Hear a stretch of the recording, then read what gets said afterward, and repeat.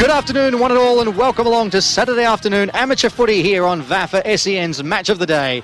By the end of today, we'll have hit the halfway mark in this season's home and away campaign, but before that, we head out west to the Snake Pit, featuring two teams fighting at different ends of the ladder. After narrowly avoiding the drop last year, St Bernard's look to be heading towards another relegation dogfight in 2026, with just 2 wins in their opening 8 games to start the campaign, and coming off a 40-point defeat to Caulfield Grammarians last week. However, today's game takes place on Snow Dogs territory, a notoriously difficult ground for visiting clubs and commentators to conquer, and the hosts won their last match at this venue, defeating Old Haileybury prior to the Big V bye. University Blues, on the other hand, look destined to join the heavyweights come September, currently sitting equal second on the ladder, and are fresh from defeating reigning premiers Old Brighton at home last week. The Blues have stars all over the park, but when they came to this ground last year, they could only come away with 2 points. The side's playing out a thrilling draw.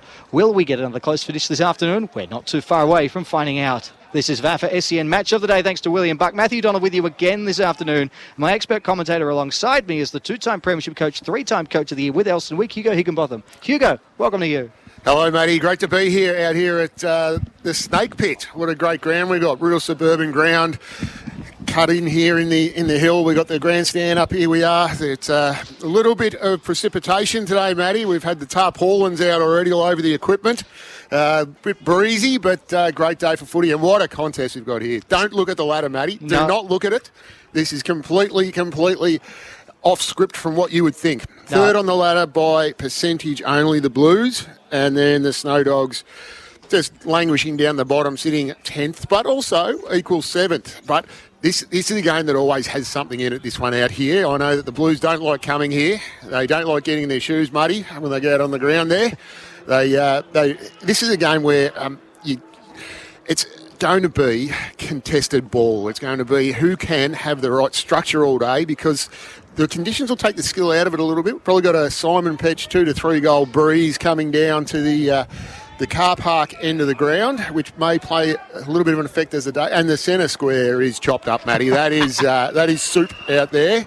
So we're going to see a lot of slipping and sliding. And then, but one thing that these conditions can't do is they can't take class out of players. So the class is eternal. So that will be one thing that may be telling. But can the Blues keep that run going? It has been huge. No, well, and that will be the key to keeping an eye on this afternoon. The pre-game warm-up, thanks to Holmes Glen, a leading provider of vocational higher education with 40 years' experience and more than 140,000 graduates. It's TAFE at its best. It's just us two in the commentary gantry this afternoon, Hugo. Elly Kirlis is our boundary rider, and she will be patrolling at ground level throughout the course of the afternoon. We'll cross to her very, very shortly. The reality is, Hugo, I think in terms of us commentators, we've been a bit spoilt so far this year. We've had such gorgeous, very, very bland we've weather. Come back to earth today. Classic eastern suburbs that are posh, hot, fancy. But no, this is true western suburbs footy. It's the first time we ventured to the left of Melbourne's border so far in 2026. Depends which way you stand. Well, yeah, it does. No, that's true. I face due north normally. It's a home game for you, isn't it? Yes, it is in the western suburbs. And we've been greeted with true western suburbs where they're a bit cold, a bit wet, muddy out in the middle. It's going to be a slog this afternoon. Yeah, it is. It's I don't know. It's one of the oh my God, a reserves player has just hit the post from the end of the goal square. It's one of those days. But no, look, to be honest, buddy, it's a hard trip coming out here. It starts on Thursday night. You're thinking, I'm going to go to the Snake Pit. I don't want to go to the Snake Pit. They always play really well out there. It's always hard. The crowd really get up here when you're at this end. It's one that you can play above the shoulders a little bit. So it's going to be up against it for the Blues in that respect. I mean, their good football is up there with some of the best. However, I haven't had the privilege of seeing them live this year, but by all reports, they're electric. And, I mean, you can't do much more than beat. Brighton have been the benchmark for the last few years, and to beat them last week, that's a huge achievement. Very straight kicking. We like straight kicking. We talk about that on the award-winning podcast. That you can't get me off that thing now.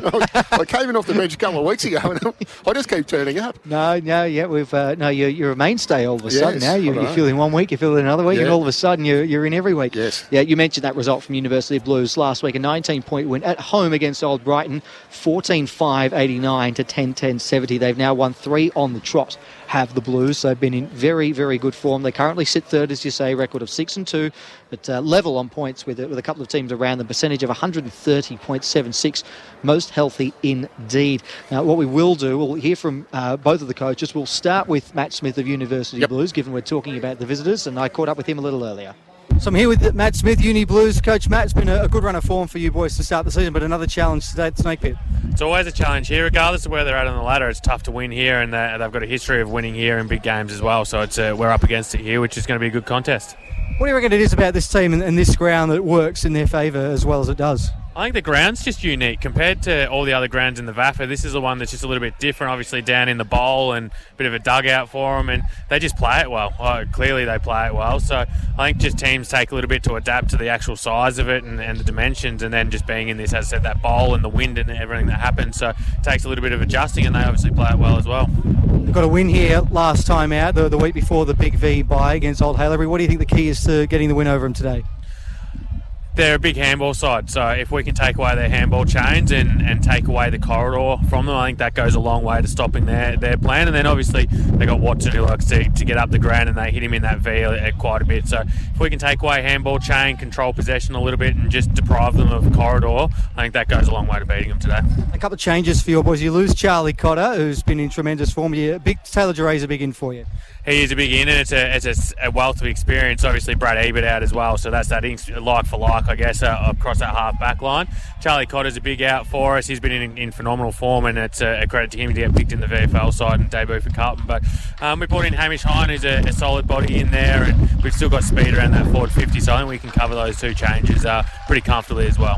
Matt, we wish you the best of luck. Thanks for your time. Thank you. Appreciate it, mate. Very calm breeze drifting across the Snake Pit there when I spoke with Matt Smith earlier. And the war round of applause you can hear is the Guard of Honour for the umpires, umpire appreciation round in the VAFA. So both St Bernard's and Uni Blues lining up alongside the umpires, the former Guard of Honour. They make their way out onto the ground. We are very grateful for without the umpires there would be no game. A couple of changes for Uni Blues that Matt Smith alluded to. Brad Ebert is outmanaged. Charlie Cotter playing a bit too well.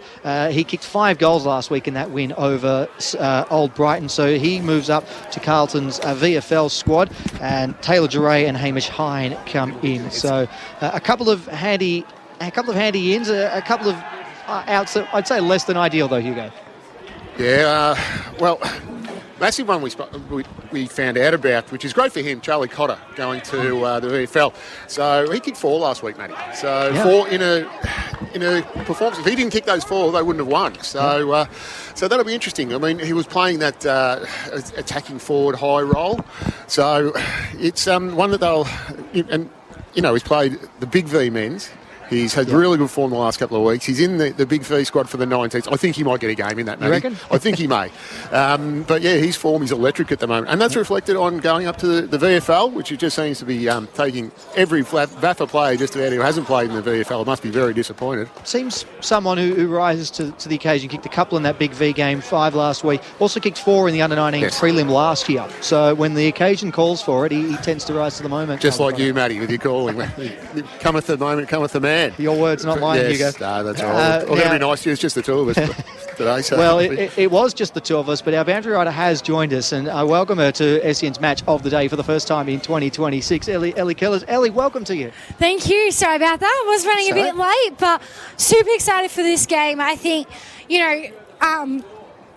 for St Bernard's, they're looking to continue their great form, and for Uni Blues, can they find a way to cause an upset? Well, I mean, they've been in very good form, Uni Blues. 3 on the bounce for them now. St Bernard's, they are coming off a defeat in their last start against the newly promoted Caulfield Grammarians. A 40-point loss for them last week for the Snow Dogs, sitting at a 2-6 record. They were in this position last year and managed to claw their way out with a thrilling fortnight. It looks like they're heading towards needing to do something similar. Steve Alessio, their coach, I caught up with a little earlier, and we'll see if the breeze improved at all. So I'm here with St Bernard's coach Steve Alessio. Steve, back at the Snake Pit, how's the mood ahead of today's game? Our boys are up and about. I think it looks like rain probably hold off, so it's going to be a competitive game. Boys are up for it. We know where we're at in terms of our season, and we need to be putting in a good performance. You got to win here. The last time you were here against Old Haileybury, it feels like a long time ago now. A bit's happened since. What's the key to getting the job done over Uni Blues today? I think we have to bring contest all day, so we need that pressure in the game, and then from there, when we get our moments and opportunities, we need to really make sure we make the most of them. And in terms of changes, there's a couple for your side. What's the makeup of your team today? Yeah, look, a couple of senior players out, a couple of young players out, and same thing, been replaced with a couple of senior and young players. So, look, we've been pretty settled. Let's hope that we get some really good leadership out of those senior boys and some excitement out of those young guys. Well, Steve, we wish you the best of luck. Thanks for your time. Thanks, Matty. Steve Alessio there, the St Bernard's coach. We thank both he and Matt Smith, and we'll be catching up with them again over the course of the afternoon. The winning coach to hopefully join us in the post-game show that we've dubbed VAFA Crunch Time, Hugo. I think you dubbed it. I've dubbed it that. No one's come along for the ride with me there. Actually, this is the SEN Match of the Day, so we're not. There's no copyright infringement. No. Quite part of the crew. Absolutely, we're allowed to do that. Ellie, we heard the breeze there in the chat with both coaches. Petchy, who's not here, would probably describe it as swirling. Can you put a bit more of an accurate marker on it for us? Yeah, it is a bit swirly, I think, towards our commentary area, and yep.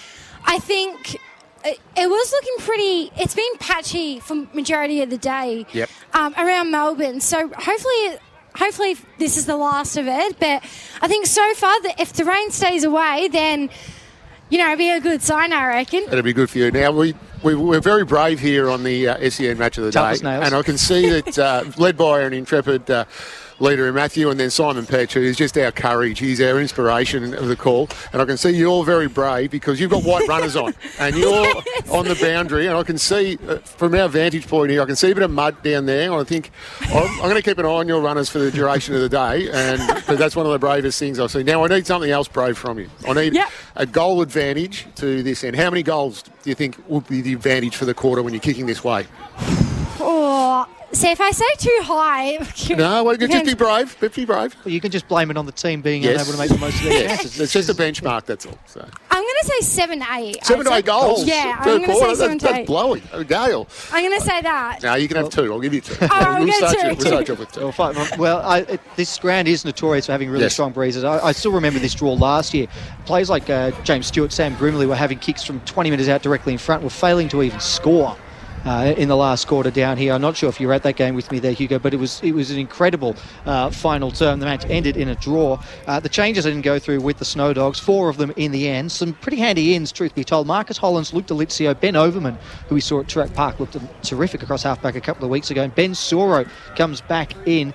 Ethan Schumann, Jordan Farrell, Marcus Giamani and Blake Foley make way, Hugo. Yeah, an interesting one. Ben Soro is actually still eligible for 19. He's a cousin of Matt Soro, the ruckman, and he's not the same dimensions either. He's a small, high half forward sort of player, so that'll be an interesting one to watch. But a very big raps on. First game since round 3 for Ben Soro, and I was half tempted to say the brother of, but I didn't because I wasn't sure. No. I'm glad I didn't now. I was hoping you would, and I would have picked you up on that. we don't let things pass here. We hold ourselves to a high account. No, you would have, no, definitely. Yes. That's an important thing that here on SEN's Match of the Day, that we ask a lot of ourselves, but we also have a lot of fun along the way. If you are here at the Snake Pit, home of St Bernard's, you can enjoy the commentary on 11:16 SEN or in real time via SEN Stadium technology on the SEN app. It's available for iPhone and Android, and it works with Apple CarPlay and Android Audio. So you just get up the SEN app and just click on the option for VAFA Match of the Day, and then you'll be able to hear us as you're seeing the action live throughout the course of the afternoon. It's going to be a ripping game, this one. St Bernard's sitting in 10th spot, equals 7th as we see coming into the game. They are not too far away from climbing out of the relegation zone, and University Blues a real chance to put a stranglehold on their spot inside the top 4 at the moment, sitting equal 2nd. Yes, correct, Matty. So there's 2 ways to think about this as well. Coming in on form, the Blues have had excellent form. It's equal 2nd. They would have been 2nd if it wasn't for that game that we were at last week, that massive victory by St Kevin's. So that's something in the back of Matt Smith's mind and the coaching staff. They have to be thinking about percentage, Matty, because can get themselves in a top 2 position, and then once you're in that position, it's hard to get out of. So they need percentage, but the first thing they need to do is obviously win, but they need to make sure that the players have that 4-quarter performance to maintain every chance they get every possible. It could come down to 1 or 2, 3 points at the end of the year just to make that difference, to get that double chance. Because let's face it, they're tracking that way at the moment. So on form. Around the grounds for Abercrombie as well. We'll be keeping an eye on the scores throughout the course of the afternoon. Old Trinity, Old Xaverians, Old Haileybury, Caulfield Grammarians, St Kevin's, Old Brighton. What a beauty of a match that promises to be at Sage King. And then University Blacks and Old Scotch are your fixtures in Premier Men's this afternoon. I'll be looking to see exactly how many of those I get wrong. There'll be plenty of them. Be more than half. I drove past that ground on the way. I drove past CHQ and, geez, I wanted to turn in there. I just wanted to tell us, geez, what am I doing? I wanted to drive in there. St Bernard's winning the toss. They will be kicking to our commentary side. That'll be the left of your radio dial, and to the 2 to 7 goal breeze that we've forecast. Well, I think she said 8. 2 to 8 goal breeze. I'll take it. Yeah. So it'll be Tom Ingram of University Blues up against Matt Soro, the cousin of Ben, in the ruck here, just wide of that mud square in the centre of the ground. So looking at that, Matty, that ball is being balled up on the far side of the square, very close to the wing. So the 2 wingmen starting on the side are literally 3 metres away from that circle. So they're going to come into play, those wings. It's a very lopsided wing indeed. We are underway. Soro getting the opening tap down. Not to the advantage, though, trying to paddle it, then hack it off the ground effectively there for the Blues. There was Goddard. One back here, though, on that occasion by Ryan. Hand pass comes forward, looking for Ben Soro. He was able to knock it clear. Hand pass came out. Gwyn that time. And then Ryan once more. He was knocked off the football. LaCava taken in a strong tackle. Huggard, his kick was smothered by Geray. Back in the side. Can't get boot to ball. Looks to go back. Has to apply the tackle with Ingram. Locks things up. And we'll have a stoppage in front of the interchange gates here on the broadcast wing. So just notice Angus Ryan in that passage there, Matt. He went back into trouble when he had to clear run. I think thought he was going the other way. Honestly did. Tap it down to Goddard. It's cool. You're going one way, we're going the other way. That's it. Bit of a communication breakdown at the final huddle. Goddard, who's been busy early applying the tackle on Huggard that time. Big game this one for both sides. Uni Blues looking to maintain their spot inside the top 4. St Bernard's going to climb out of the relegation zone. And could do so with a win here this afternoon. It'll be a free kick for a lasso or a Dairy Queen, as Simon Petch calls it. It's a free kick to the Snow Dogs here. Or an examination, I think he said. It changes from week to week. Yeah. High kick up towards half forward. Watson's the target. Said came in from behind. Nearly took the mark in the end. Ball's loose now at the ground level. Watson was in there. The hand pass comes back. Lloyd spun out of trouble nicely. Looks to get the hand pass further to Geray, who fumbles it over the boundary line and will be thrown in on the left half forward flank here for the Snow Dogs. Seeing a lot of pressure by the Snow Dogs around the ball, which you'd expect. That's going to be their thing. They need to do that for 4 quarters today, Matty. Steve, well, Smith did say that he reckons they're a handball heavy side, the Snow Dogs. As long as the conditions remain dry, that's going to suit them. Townsend on for the top of his man, and with a tunnel wall in the end. It was over, and free kick going the way of Ben Townsend of the Blues, who in the traditional navy blue jumper with the white shorts this afternoon. Good spoil there from Huggard, chopped off the kick. And players falling on top of each other. And of course St Bernard's going with the brown and gold stripes and the royal blue shorts, their home kit this afternoon. Kicking to the left of your radio dial. Still scoreless here, a couple of minutes gone in the opening term for the Moonee Ponds Club. Ryan had to go and fetch the hand pass. It was from Soro, but didn't quite find him, and it's resulted in another stoppage here on the wing. So a lot of clean football in the early exchanges here in this one. Soro taps it down. And there was a Kosh. Over to Goddard. Now LaCava straightens in the centre of the ground. Kicks up towards centre half forward. Players happy to let it bounce. And then spitting out of trouble nicely, doing really well there was Harry Fuller. Goes with a kick up the line. They've worked this one nicely now. Here have the Snow Dogs. Nick Conlon's got it. He goes with a hand pass in board, put his teammate under pressure. Tackle was applied there. Umpire waved play on. And instead he calls for the ball. That was a very, very friendly play on call, that. Goddard applying the tackle. Soro getting the job done over Ingram in the early exchanges here. Yeah, that's a matchup. Matey, that's going to be troublesome for the Blues. I mean, Matt Soro, a very accomplished ruckman. He'll be giving his midfielder's first use, as we just saw then with that tap out. It was, but it was sharked by Goddard, who gets a kick up towards half forward. Snowdogs have the numbers here. Schumann looks to get away, just about gets the tackle away. In fact, it was Ablett rather. Yep. Now it's still here at half forward here, bursting through. There was a Kosh. Still falls out here. Now here's an opportunity. Ablett coming in to apply the late tackle. The kick towards goal from Curran didn't quite have the distance, and it's been cut out here. The Snowdogs win it back on the last line of defence. Now Fuller's got it in the back pocket. Still looking for the game's first score here. Fuller is now to the far side for the first time today. McNichol in front. It was knocked away from him. The ball's at ground level now. Hughes might have been taken without it, and he'll get the free kick at half back, Mitch Hughes. Just noticed the Dogs were very happy for a slow play out of defence then. They had the opportunity to horseshoe and get moving quickly, but they're just content to play slow at the moment. Short to Gwynn. He's been tremendous in the midfield for the Snowdogs so far this season. Kick high looking for Soro at half forward. He takes a good strong mark and he looks to wheel and go quickly. He's got a man loose. It's Luke Sett at the top of the square. It was knocked away from him. It was a good defensive spoil in the end, and things have worked out nicely here for the Blues. Chain of hand passes. Now stepping out of trouble there nicely was Mitch Lloyd, the Rising Star winner from last year. Finds Curran, who goes inboard to Taylor Duray. And then brings the other kick out wide here now to Tom Hill. They've conducted the switch nicely here of the Blues. And that's a good kick to Akosh, who's got a man running on. He does give the hand pass away. It was a bit of a fumble, though, from Furphy. And it allows the Snowdogs to close in. And greater stoppage here at half forward. It probably wasn't the greatest handball by Akosh there. He just got his feet, so Furphy couldn't take control of that one. So Furphy with a kick up towards full forward. They let it bounce. Stewart was there, hacked it off the deck. Accelerating away there was Ryan, who got out of trouble nicely and looks to get the kick away. Looking for Nick Conlon, knocked away from him. Boundary throw in. You just see that build-up by the Blues. That was very impressive with the inside 45. Just one errant handball, and it's brought the Dogs back into it. But the Dogs just content to try and make this a bit of a scrap. 5.5 minutes gone here on the Moonee Ponds Club scoreboard. Still no score. Not getting their money's worth so far. Soro knocked it down that time. And then a kick from LaCava off a step towards full forward. They've done well there, have the Snowdogs. And now Ablett looks to burst away out of defence. Does so with a driving kick up the line towards Watson, who's got to beat three. The full-on volley. He's been watching the World Cup, Matt Watson. Akosh got there first. He's taken in a good tackle by Schumann. They ran about 15 metres in a little group hug.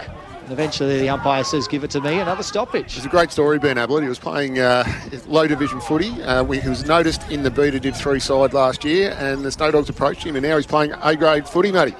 You may have been taken without it there. Well, when you're an Ablett with no hair, you do tend to stand out a little bit. When we had him at the Big V, he said, Ben Ablett, no relation. That's how he introduces himself. I'm glad he's cleared that up for us. Overman with a spearing kick up towards half forward. Papley put it to grass and was put under pressure, and they're away now. Duray gives the hand pass across, and now Curran up towards half forward. Stewart in front, knocked away from him. And then he was impeded illegally, though. So he'll get the free kick, James Stewart. He'll be about 55 metres out from goal. He looks to hit up the lead of Grimley. There it is. And it's Stewart and Grimley again, like clockwork. They combine once more. Stewart to Grimley. So how many times have we seen that, Matty? But look, there wasn't too much that could be done there to, I think it was Ferg McNichol who just had to try and wrestle. The big fella earlier, and then just that hit up to Grimley was just excellent. To the space as well, Matty. Yeah, so 35 minutes out, 45-degree angle here for Sam Grimley. 26 goals, 10 for the campaign. Not quite as accurate as James Stewart, but still very productive. The chance for the game's first score here from the Frosty Miller medal winner, rather, in fact. And it's a good kick from Grimley. He's got it. Goes up to 27 for the campaign now, and we've got our first score of the match. The Uni Blues 1 straight 6. St Bernard's yet to score. 8 minutes gone on the Moonee Ponds Club scoreboard. And that is Sam Grimley, the 2-time Frosty Miller medal winner. Try saying that 5 times very quickly. You will stumble like I did. Yeah, no, I'm not even attempting that, Matty. I struggle with the easy words. So, but the build-up there was very good, and obviously Stewart. The matchup of Stewart, I'm looking at that now. He's 6 to 7 inches he's being given away there, and he's such a strong player as well. As we were being attacked by Magpie in the box here, Matty. Well, you're a bit scared of birds, I noticed. You nearly ducked for cover. No, birds and I don't mix. Fair enough. Stoppage here. Yeah, whatever you do, if tricky words aren't your thing, you don't read out the client for goal of the day. No. And at the moment, Sam Grimley is the winner by default. Soro, the hand pass away. Delizio almost actually got a boot to that in the end. This comes out now to Ingram, who's got a bit of space and goes up towards half forward. Oh, good mark, going back with the flight. Great courage shown by the skipper, Mitchell Hughes. You'd expect nothing less. He intercepts on the back flank for the Snow Dogs. He's got Papley at centre forward all on his own if he's really brave. So he's happy to just go with a kick across to Gillum at half-back. And now he goes looking for Papley. Sits it on the head of the smallest bloke on the ground. He did well to bring it to ground, though. Delizio, he's already been in the mud. Kicks loose off the side of the boot. Karan Barati, he only knows one way. Great courage shown by Barati. Well done, though, by Furphy to win the ball. He kicks it towards half forward. And if it's not Grimley, it's James Stewart. And he marks 45 metres out from goal on a tight angle. Yeah, that was very slow to move by the Dogs there, which seems to be that what they were trying to do. But then that long kick down the line, it's just a turnover waiting to happen, as we saw there, Matty. And then just that run through. But James Stewart again, that matchup is concerning for the Dogs. 31 goals, 11 for James Stewart this season. He kicked 4 last week. And if anyone in the league can kick it from here, it'll be the number 3 for the Uni Blues. He strikes it beautifully. That's an outstanding set shot. James Stewart has split the middle from where the boundary meets the 50, and it never looked like missing. 2 straight 12, the Uni Blues, and the Danger Men are getting in on the act early. 1 for Grimley, 1 for Stewart. No, that was very impressive, and it was very strong by Charlie Furphy in that collision with Karan Barati, when we know he's one of the hardest ones in the competition, Matty. We love Karan Barati, so for him to have that composure and then find that hit up was very impressive, and that's a massive kick and a very straight kick. So there is a breeze today, but once you get past halfway, you get some protection from the hill, so that was not an easy kick for anyone, but a nice straight one from James Stewart. 32 goals for the season now for James Stewart. Ingram, a rare hit out for him early. Delizio applying the tackle. Comes out now. There'll be a free kick for holding the ball. Wow.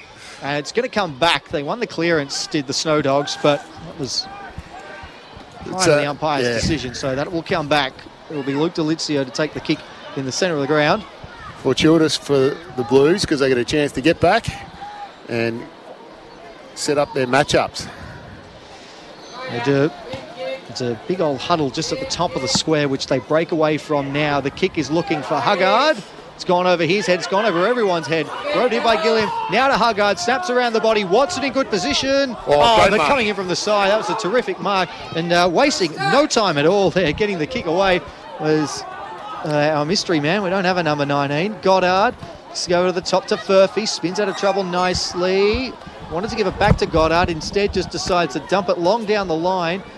And that's a good mark by Ingram. How did he swoop that away?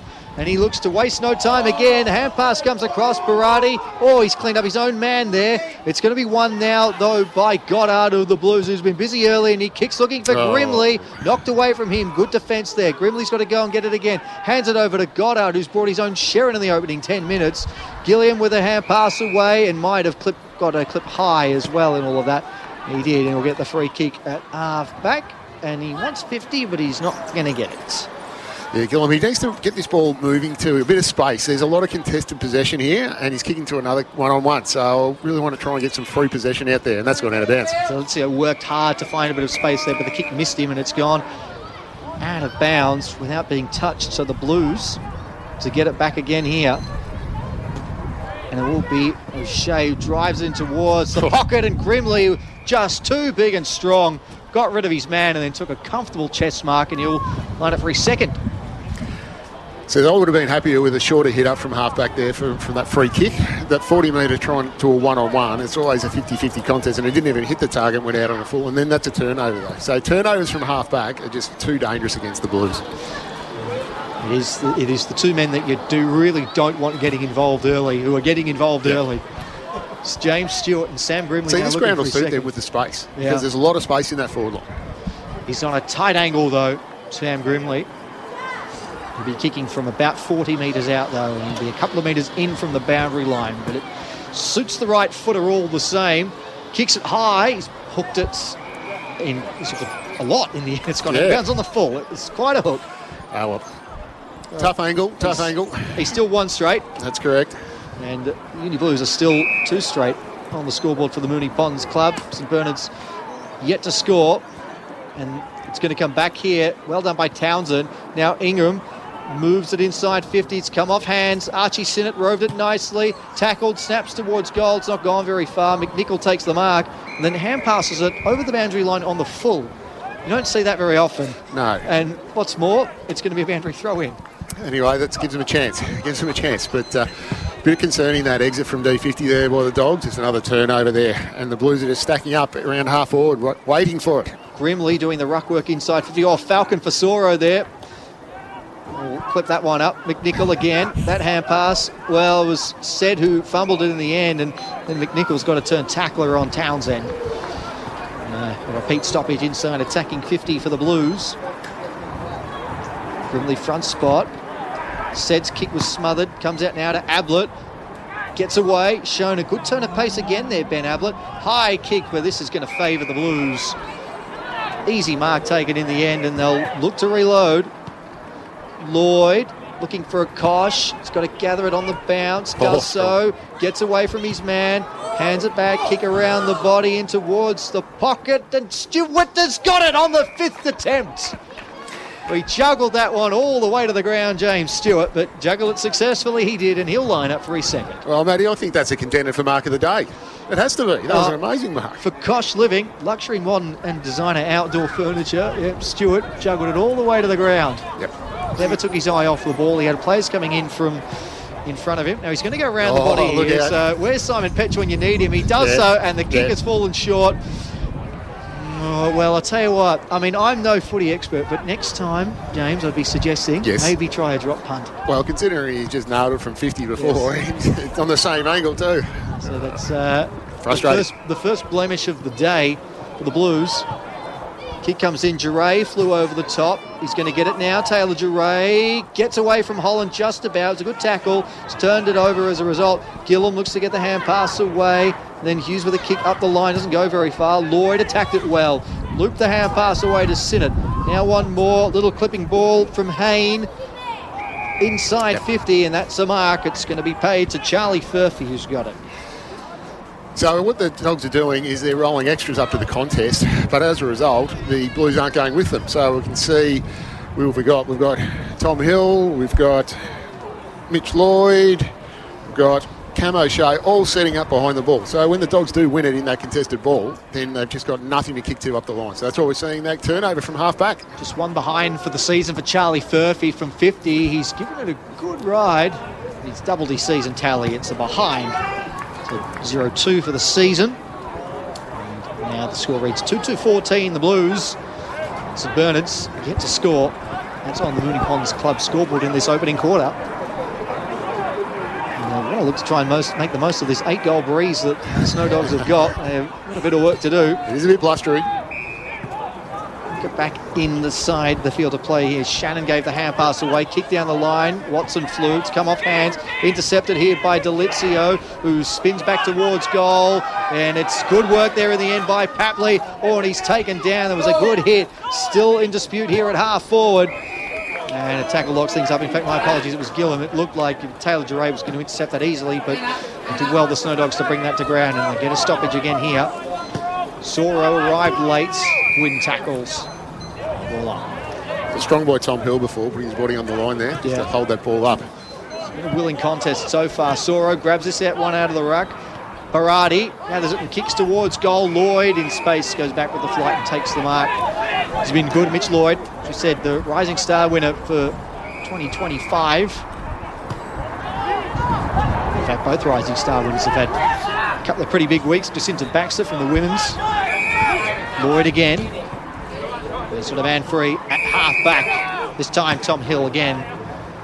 Hands it in to Jordi LaCava, who gathered it on the stretch, and he goes up towards half forward. Stewart's the target again. He's just a bit too good, James Stewart, and he wheels and goes. The spearing kick inside 50. Doesn't quite land to Hine on the full. He kept it alive, though, and then Grimley fumbled it over the boundary line, and it'll go out of play for a throw-in.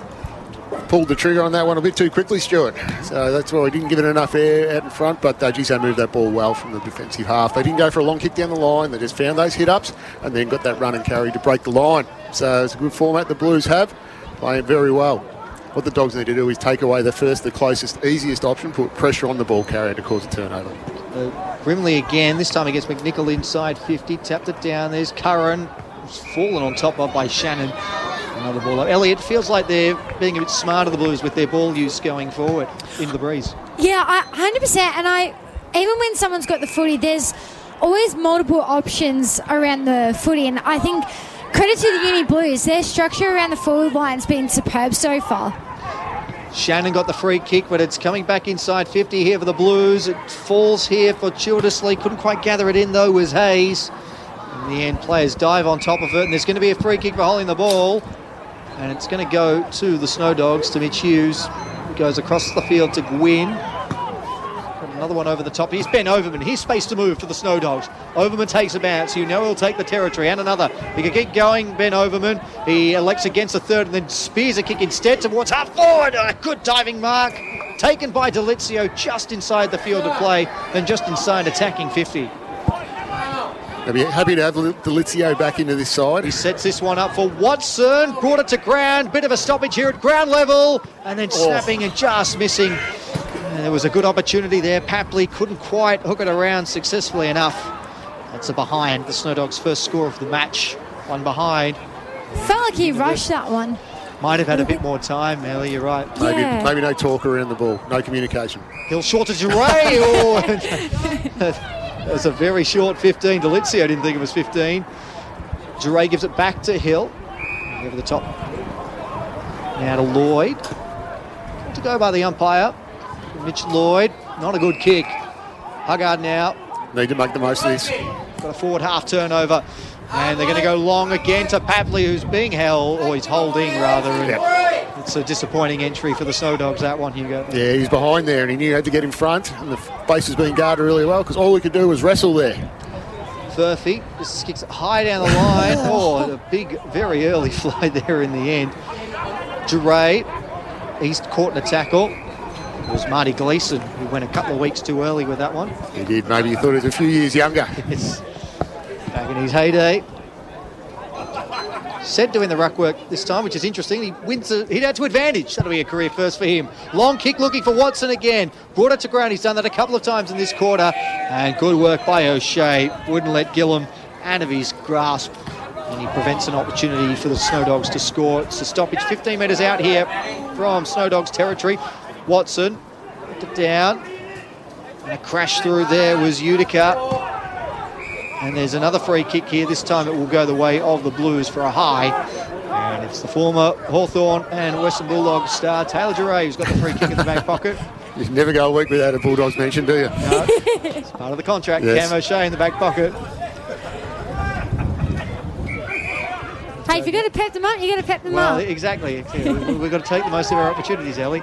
Kick up towards the back flank has come off hands. Townsend aggressively over the top. Plays the tackle, that time on Angus Rain. Grimley. Now another one this time. William Furphy kicks it high. Akosh needs to show courage, and he does. Takes a chest mark at the end at centre half back and looks to kick it out in front of Hine. Back in the side this week, Marks. Hamish Hine. 11 disposals on average in his 2 games so far. Now Lloyd's got it again. He's been busy early, Mitch Lloyd. Back to Furphy, or O'Brien rather. He switches it out to O'Shea, and they've got space now here to the Blues. Another kick further wide is good from O'Shea. Marking it there was Will Furphy, who hands it back to O'Shea. Continues to run, and then goes inside 50. It wasn't a great kick. Gwynn was there. Townsend was all over him, and Gwynn didn't have the football, so that's going to be a free kick. Right, to the Snow Dogs, number 5. And he goes with a dangerous kick into centre half back. It's fallen to ground now. Hill's in there. Hand pass comes out. Blind the tackle was Ollie Hayes. And it's a stoppage here at centre half forward for the Blues. My favourite kick, matey, the inside 45 from half back when it comes off. But when it doesn't, they look horrible, don't they? The short kicks in the back line. Yes, they just have to come off. Doing well there, getting the hands free was Lockie Furphy that time. There's a couple of them out there. No lie. Grimley gathers it. Boots it towards goal. Stewart runs out to meet it. He marks on his chest.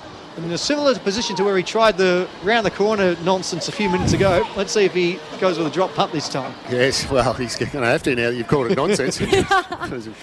No, but just amazing turn of speed there by James Stewart. He was behind, and just that leg speed. He's actually looking thinner than he was last year, not as heavy. So he'll be getting across the ground a lot better, probably feeling a lot better in his body as well to get up each week. So it'll be about 30 metres out on a 45-degree angle. James Stewart already got one this afternoon. A chance to double his tally here. He does go with a drop punt this time. And he splits the middle. Yes, well, Simon Petch would be very happy with that. So we're not a fan of the around the corner, and you can see why there's too much risk. When you're such a good kick like he is, you drop punts all the time. Kick a drop punt, kick drop punts. Yes, exactly. Now, that's disappointing for the Snow Dogs in that turnover at half-back. The idea was right, that inside 45, and then this is just the firepower of the Blues forward line.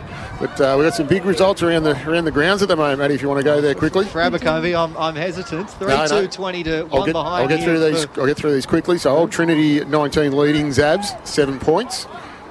And Caulfield Grammar 22 leading Old Haileybury 1 point. Old Brighton 22 leading St Kevin's 6 points. And Uni Blacks 27 leading Old Scotch 1 behind. Oh, there you go. Well, I know I tipped Old Scotch with that one, so that's not looking good. Yeah. Tackle applied by... I tipped the Blacks because I wanted to see a run of form from Scotch. Yeah. Stu Elly. Yeah, it is. We're just trying to get some content in, Ellie. Said... Huggard trying to burst through Conlon. He's taken into the mud patch. Big week for the washing machine coming up now. It's said, Grubbers the kick forward. Gathered by Papley, couldn't quite rail it in. Has to apply the tackle on Hill. Locks things up. Stoppage here at half forward for the Snow Dogs. That's Abercrombie, by the way, a leading real estate agency. Insight, innovation and the determination to deliver exceptional outcomes. They're around the grounds client this afternoon. We'll continue to figure out what's going on around the grounds here in the VAFA. Duray gets the kick out towards the wing in the meantime. Playing in front there was Hughes, who wastes no time. And he just missed the kick. It was good positive play, but the execution not quite there. Goes out for a lasso free kick. That was the perfect option too, Matty. That was exactly the right option. Just had to hit that. Will Furphy, that's a wobbly old kick. No one wanted to go for it in the end. The Snow Dogs have won it back. Barati to Huggard. He's run into trouble. Has to get the hand pass back. Barati's got to run onto it again. Conlon now. Caught. And umpire says, give it to me. Blues are excellent at taking away the closest option, Matty. So every time the Dogs get the ball, they're under intense pressure. Soro grabs it out of the ruck, kicks it towards full forward. Players are going to let it bounce here. What happens next will be interesting. Papley was there, and that's going to be a free kick for kicking in danger. And it will be a Snow Dogs ball to Lockie Papley. Absolutely. It's unfortunate there for LaCava because he thought the ball was clear, and then Papley just got into it at the right time and got the hands on it. And the umpire in excellent position there. And I'm sure the Snow Dogs faithful will be appreciating the umpires for that one in Umpire Appreciation Week. Oh, no doubt. Like a sprinkler, Lockie Papley. Yeah, they really need this one. Sprung up out of nowhere. This did too, matey. 26 and a half minutes gone. They really need this one to keep in touch. Still looking for their first goal of the game. Lockie Papley kicked one last week. 5-3 for the campaign for him. Kicking from 30 metres out, 45-degree angle, and it's pushed across the face. Missed by much, but it did miss, and it's a second behind for Lockie Papley. As the rain starts to fall here at the Snake Pit, it's going to do wonders for our paper rundowns. Yes. 2 behind St Bernard's, 3-2-20, the University Blues. So the Blues will just be looking to take the sting out of the rest of this quarter now, with 27 and a bit minutes gone. So Taylor Duray with the kick in. So that's the boundary line. That's actually gone out on the floor. Yeah, the breeze has carried that a long, long way. And it'll be Harry Schumann to set the Snow Dogs back into attack here. This is good for the Dogs. A bit of front half footy, forcing the opposition for turnovers. They need to make something of this. So Schumann's just going to set this one up. Huggard was there. Double-fisted spoil. Hugo was approving of that. Duray couldn't get the hand pass away. It was knocked out of the tackle. And the protestations of St Bernard's, I believe they should have got a free kick there, but Duray just had the ball knocked away from him in the tackle. Benefit of the doubt given by the umpire there, but another chance for the Dogs to make something here. Watson just to flop that back. Furphy, Duray, that time he gets it away effectively, but only as far as Matt Soro at half forward. Now, I think he should have a go here. He's a big kick. He looks like he's going to wind it up. He's That'll given it everything. Matt Soro, it'll go all the way. Oh, just touched on the line. Very, very good effort from Matt Soro indeed. But rushed through. Peppering away at the goals now, the Snow Dogs, 3 behinds. Moonee Blues 3-2-20 on the Moonee Ponds Club scoreboard in this opening term. That opening goal is getting closer. Nice bit of composure there by Cam O'Shea when that was coming in. Just the only one who could actually read it and get a hand on it. And he's got it now in the back pocket, the kick in from Jordan LaCava. Now O'Shea's called to go and does so. Out towards the back flank. Good effort in the end. Time by Hill bringing it to ground. A cautious kick around the body was smothered. And now O'Brien gives it back to Akosh. Steps inside his man and then goes with a kick up the line. Soro nearly gathered at one hand. Has to rove it instead. Oh, sells the Candy. The big fella's doing everything at the moment. Kick around the body. Oh, Mark nearly taken by Soro. I nearly slipped up there. That's 2 weeks in a row, mate. Stopped myself halfway through. I wanted to say dummy and Candy. And, Anyway. Couldn't decide. What were you trying to say? What did you say? I can't recall. I'm not sure. That's what I thought you said. Don't know any words like that. Watson grabbed that out of the ruck, snaps it towards goal. It might have been smothered, didn't make the distance anyway. And there goes the siren to bring an end to the opening quarter. And it was a good start here from University Blues. They've kicked 3 goals to none in the opening stanza to take a 17-point lead into quarter time. 3-2-20. The St Bernard's just the 3 behinds. Matthew Donald with you. Elly Kirlis down on the boundary line. Our expert commentator for Hit IQ is Hugo Higginbotham. Hugo, your thoughts on that opening quarter? Yes, it was a good display by the Blues. They showed a lot of the good form that they do have. That forward line is very dangerous. James Stewart has started very well. A lot of good, strong marks. Probably could have had a couple more. And look, the Dogs were very good at stages, but just a few little turnovers. We saw that one when they turned over at half-back to give them the opportunity. So it's what's building now, Matty? Scoreboard pressure, because the Dogs had the wind in that quarter. Mm-hmm. So that was a bit concerning. So they really need to make something of it next quarter. So you wouldn't want to see this get out to a 6 or 7 goal deficit, because the Blues are clearly playing the better football at the moment, but it can change quarter by quarter, Matty. It can indeed. That was the first quarter. The VAFA William Buck Premier Men's Round 9 footy on SEN's match of the day. It is University Blues by 17 points. Stick around. The second quarter is coming up right after this. VAFA action is back, and you can catch the award-winning VAFA William Buck Premier Men's SEN Match of the Day every Saturday afternoon. Listen to all the VAFA footy action live on the SEN website and SEN app today from 1:45 p.m. Are you thinking about pulling on the boots and having a kick in 2026? If so, we'd love to have you in the VAFA. Australia's largest senior footy competition has teams suited to all ages and experience, from under-19s to seniors. Log on to vafa.com.au, check out our club directory and find a club near you. Hey guys, at GYG we never compromise on the quality of our food. That's why we only serve 100% free-range chicken. We're on a mission to reinvent fast food, because who said fast food had to be bad food? Love ya. The VAFA Rising Star Award recognises the competition's most talented young players. Each week, the VAFA Rising Star Committee receives nominations for 1 male and 1 female player aged 20 years or under who played no more than 7 senior games before this season. Our overall season winners will be declared the VAFA Rising Stars for 2026. So if your club has a young gun making their mark, nominate them now at media@vafa.com.au. Stay up to date with all the latest from the Victorian Amateur Football Association with the brand new VAFA app.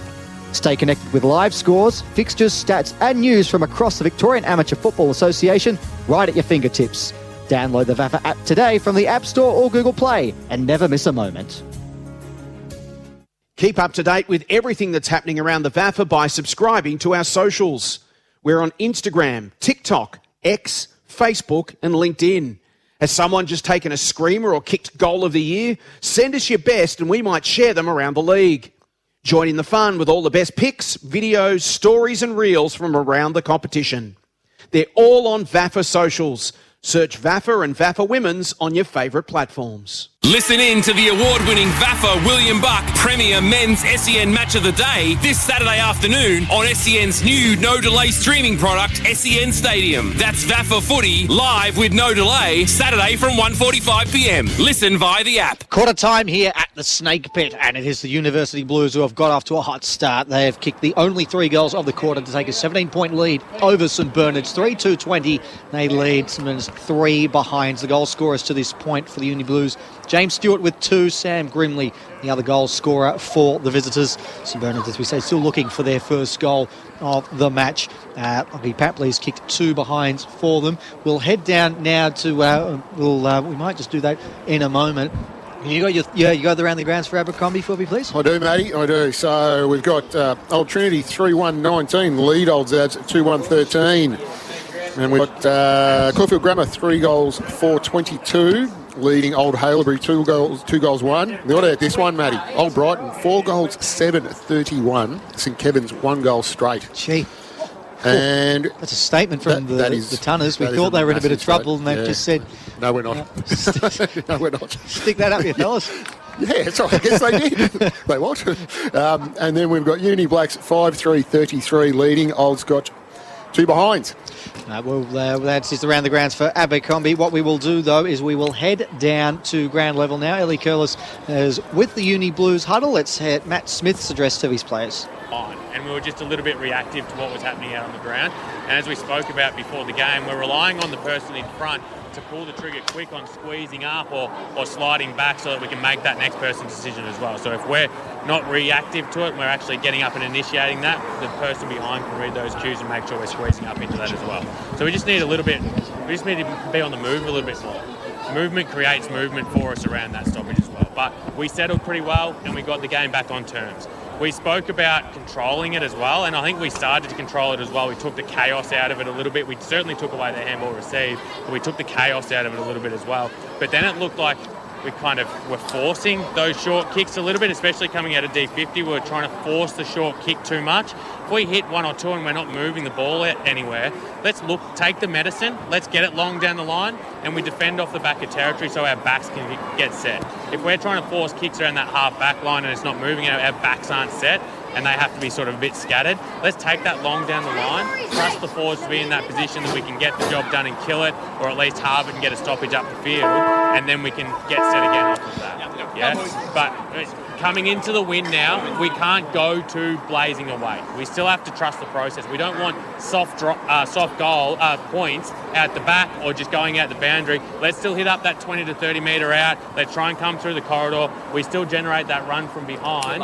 And backs, if we are controlling territory, make sure that we aren't getting too high as a defensive line. Yeah, don't get sucked up, everyone in our forward half of the ground. Hold our layers, defend with shape behind it, and we get good looks at goal. All right, let's go.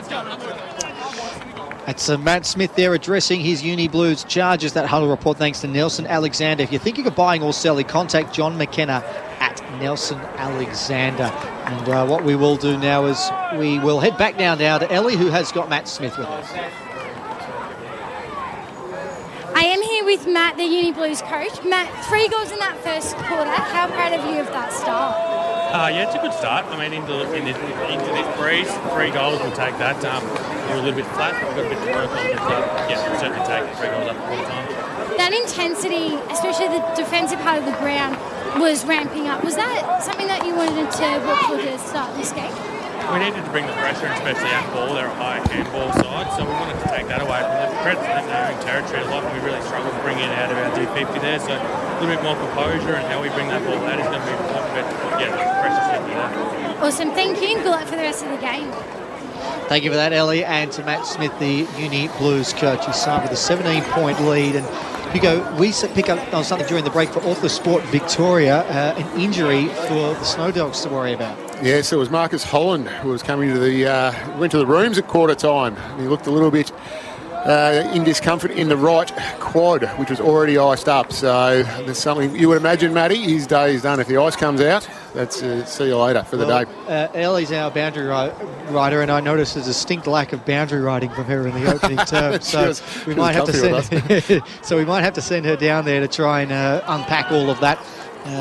And see what the latest there is with Marcus Holland, of course, back in the side this week too. So if they were to lose him, that would be a devastating blow. Yeah, 1 down already is not good. And 17 down on the scoreboard as we begin this second quarter now.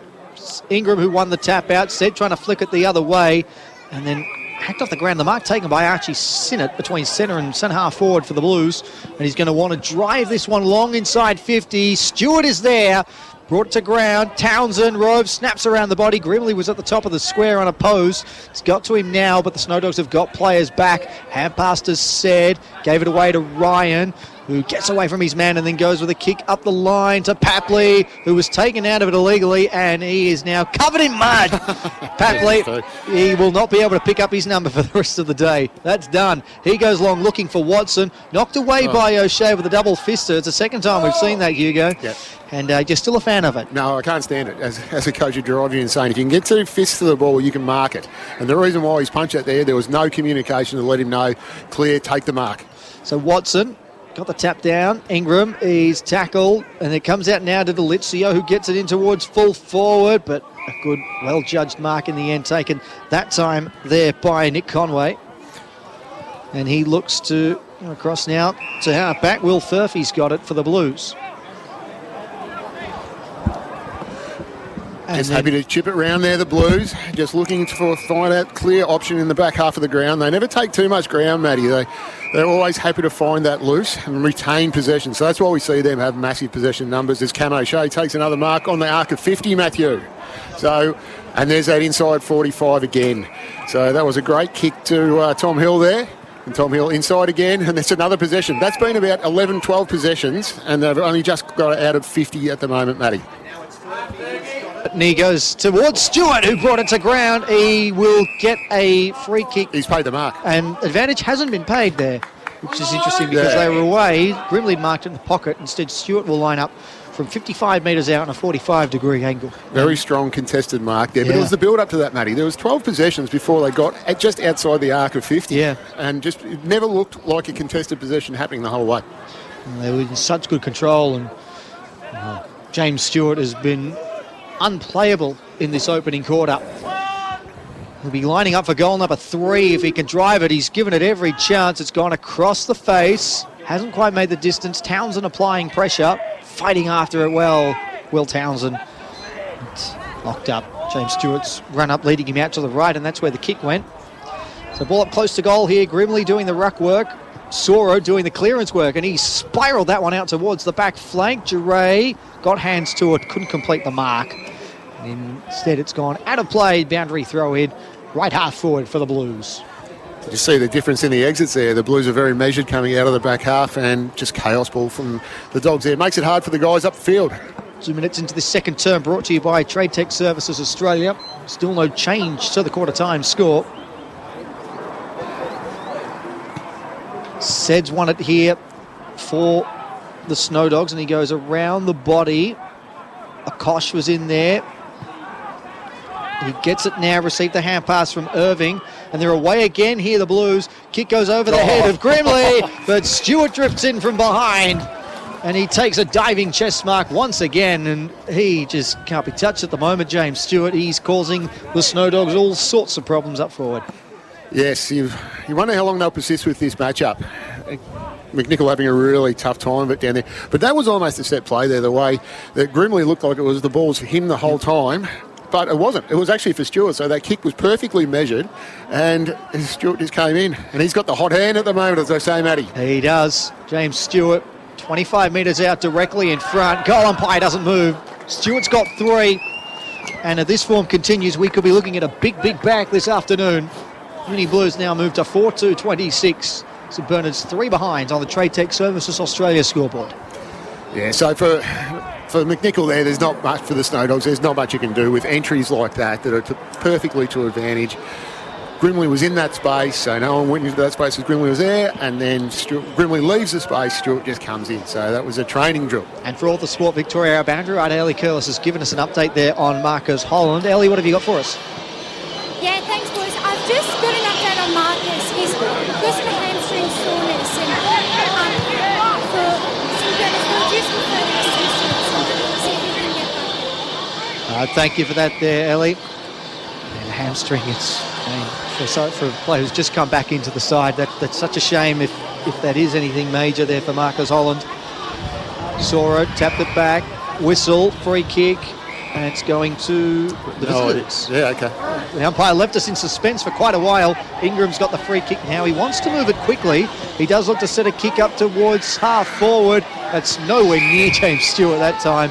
Ben Overman was the only one who was anywhere near it in the end. And he goes short to Conlon at centre half back. The first long bomb down the line from the Blues, and that's caused a turnover. So that's not their go, Matty. They need to steer clear of those long bombs down the line. And this makes it easy. Another kick on the head of Lockie Papley, he's going to get very good at contested marking by the end of the day, but I'm not sure he's the one you want. I was going to say, probably not the one you should be having the contested marks. He should be at the feet of the big blokes.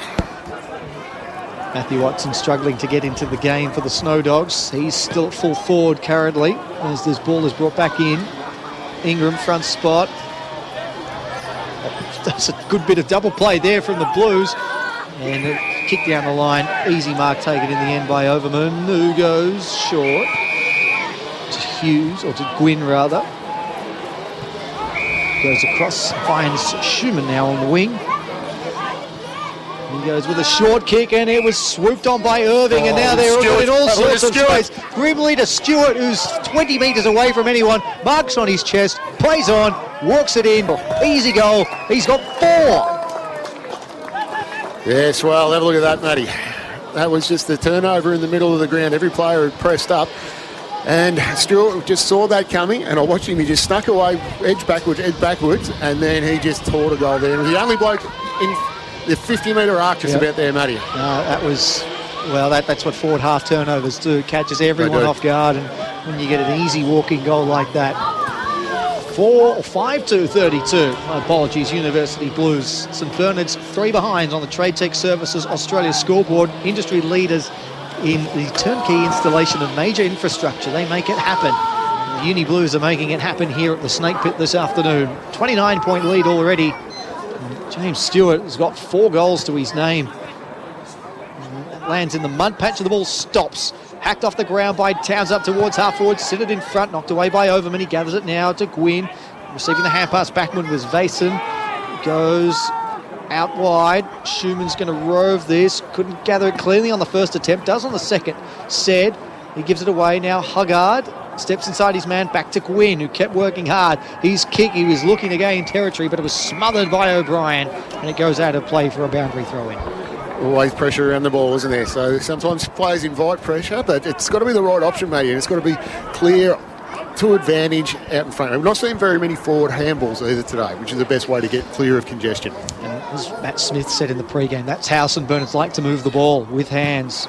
Soro tapped it down to Said, who was tackled by Hines, still got a hand pass away. Clever by Gwynn, looking for Huggard. Comes in now to Conlon. Oh, he took out his man. There was good body pressure there. And now Barati's got it. He looks to loop a hand pass away, but he can only find the other side of the boundary line. So the ball is going to come back here to the Blues. It's a good attack there between Conlon and Goddard a second ago. Goddard, who started so well in this game for the Blues. And they won it back now. Akosh got the kick from Lloyd. Called to go now by the umpire, Akosh, so he goes short to Hine. Now he finds Hill, so they've completed a switch. They haven't gained any territory, but still got possession of the ball. Short to Duray. So we're seeing again just ball retention, Matty. Short to Gleeson, and when you've got teams with good foot skills, you can do this. Gleeson with a kick down the line. As I say that, he's kicked it straight to Matt Soro. Well, wasn't the right option. Take your time. Been called to take his time. Yeah, to the big ruckman listen. We'll find out. He goes with a kick that's almost going to go sideways in the end. He's kicked it to his cousin in Soro, who gets away from his man nicely, straightens on the right boot, kicks up towards Gilliam at half forward. This is a good ball movement here from the Snow Dogs. Can Gilliam find a target? He feigns the hand pass. Oh, Gwynn's hand pass was charged down. He's got to go and get it again. Does so now. Schumann's the target. Good pressure, though, from the Blues. That's terrific stuff. And it will be a stoppage here on the half forward flank. Can't pick out who that was who applied the tackle after charging down the hand pass, but it was great defensive pressure. And that's what Matt Smith has asked of them. Pressure on the handball, Matty. We're seeing that all around the ground. Huggard looking to get it. He may have been held there. He was. He'll get the free kick, and he won't be allowed to pay the advantage.